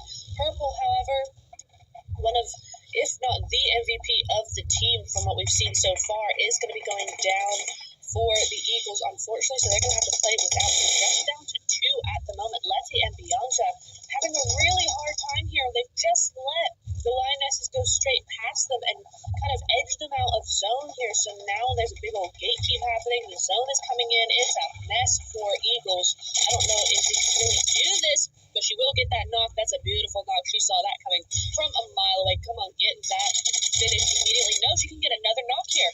Beautiful. She actually gets the whole squad. I was not expecting that. Lessie stepping up, but unfortunately here come H2K. Oh, no. They're the ones now who want to take control of this northern side, but they've got to be able to do it quickly. You can see that the other teams, they are fighting, they are distracted for now, but they need to also get into this zone. H2K, the $1 million babies, they are the ones blocking them here. Here, also Kazakh Limerence, the other team there in their way. Wow, the Eagles is that Letty back there? Yeah, she's actually being very hard to kill. I don't know why they're not able to find her there, but they're not, and they do have to keep an eye out for her, but she does have a little bit of space to move around now. White in a good position if only the zone had gone to them, and it's not great anymore. It's not. It's really not anymore. They have to do something. This is a bit of a dire situation for White right now. Yes, they have a player advantage, but crossing that Rose, I think Inception could have been a bit more aggressive, held them to this blue if they called him a bit longer, but now they allow White to push on in. As well, Cataclysm is getting pushed in by H2K, but look at the backside shot from Leora. There they go, finding the execution of H2K, but Leora is in some serious trouble right now. It's $1 million babies. They lose one. Are they in trouble? No, they're not. Leora keeps herself alive. How do they manage it? Delay the rotation a bit too late in past the blue. The damage was enough. Now Kazakh Limerence, they dodge almost a nade in the face. But look at the next one. They get them all. Leora will get Kraze. They'll confirm several of the members out, but now it's the backside. Letty who survived. Leora still alive though. How are any of them still alive? How has she allowed them? Yeah, about time. Get those mollies in there, girl. She got a double knock in there and then didn't have enough time to actually finish that up. So they are back up to 2. Can they get up to 3? It looks like they might be able to. That's a big shame because that could have been a massive finish for her. But she's going to have to work a little harder on that Inception. Yeah. Meanwhile, has to get into zone somehow. I don't know how she's going to do it. Oh, and Leora is out of throwables, so now she's got to 1v3 this team with Letty on the other side. Letty is really her only hope here to actually get them distracted a little bit. Fenerbahce as well trying to move in. That could help as well, as she's just got to throw smokes now. Yeah, they've got to just try to smoke up the situation, try to block that tree from line of sight as well as much as possible, so that they can try to hide behind it, move away from the smokes as well, so that they can reposition, use the smokes almost as a distraction, so that they do slow down, they push in, and get those extra positional points, because as Fenerbahce take down their Inception, now Kazakh Limerence, they get even more placement points, so they can just survive. It's 3 solos, but Leora, they cannot manage it. H2K, Razi will be able to find it. It's just 2 more solos to go. But Letty, this problem that has persisted from H2K not rushing down Letty, they will have to deal with her now. They will indeed. And yeah, oh, nope, they're dealt. They're done and dealt. So H2K looking for the win here up against Fenerbahce. Finally, a good, decent result from Fenerbahce, even if it is just via placement. But now it's got 1v3. This entire team gets the 1. Gets 1. Can they get the 2? Yes, they will. Can Fenerbahce get back in this game? We said they were behind them. We said they were falling off. Raze, the only one to go. Alina stepping forward through the smoke, charging strong. They know that she's there, and they won't be able to do it. Raze barely, with a sliver of HP, will take the rest of H2K. Hard to kill to the final winner with a chicken dinner. But Fenerbahce, a valiant second place to get them back in the game, considering that they had such a dire situation earlier in that match. Yeah, fantastic work. I tell you what, that last player for Fenerbahce had 7 5.56 ammo in her M4. She sprayed where she could and then had to push with the DBS, and she just missed those DBS shots. So H2K, it could have very much been over for them had she had more M4 bullets, considering she took 2 down out of the 3. But a very well-deserved winner, chicken dinner, whatever, win from H2K there. Very well deserved, because they really did fight for that place. Very nicely done indeed. Yeah, it's just unfortunate that they didn't actually take down the elimination points. Of course, you can't know in this situation. They, of course, don't also get elimination points with the 2 still not being finished. But nevertheless, it is still a great showing for Fenerbahce. As we said, they take a bad fight earlier in that game, and to come out in second place after how many possibility of other solos could have had. Yeah, the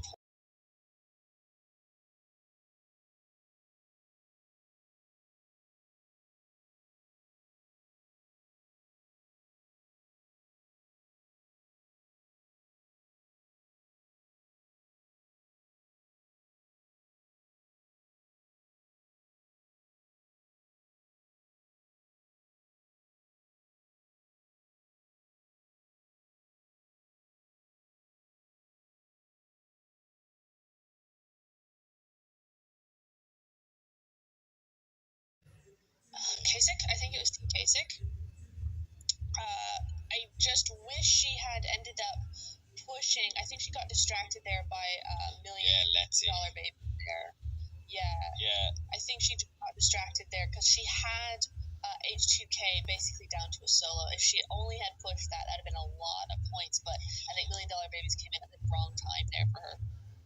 Yeah, I mean, $1 Million Babies did fall. I believe it was Letty from Eagles. It was H2K not finishing off Letty, and Letty came behind right with the Molly, so that really did slow down the pace of the execution of that fight for Leora.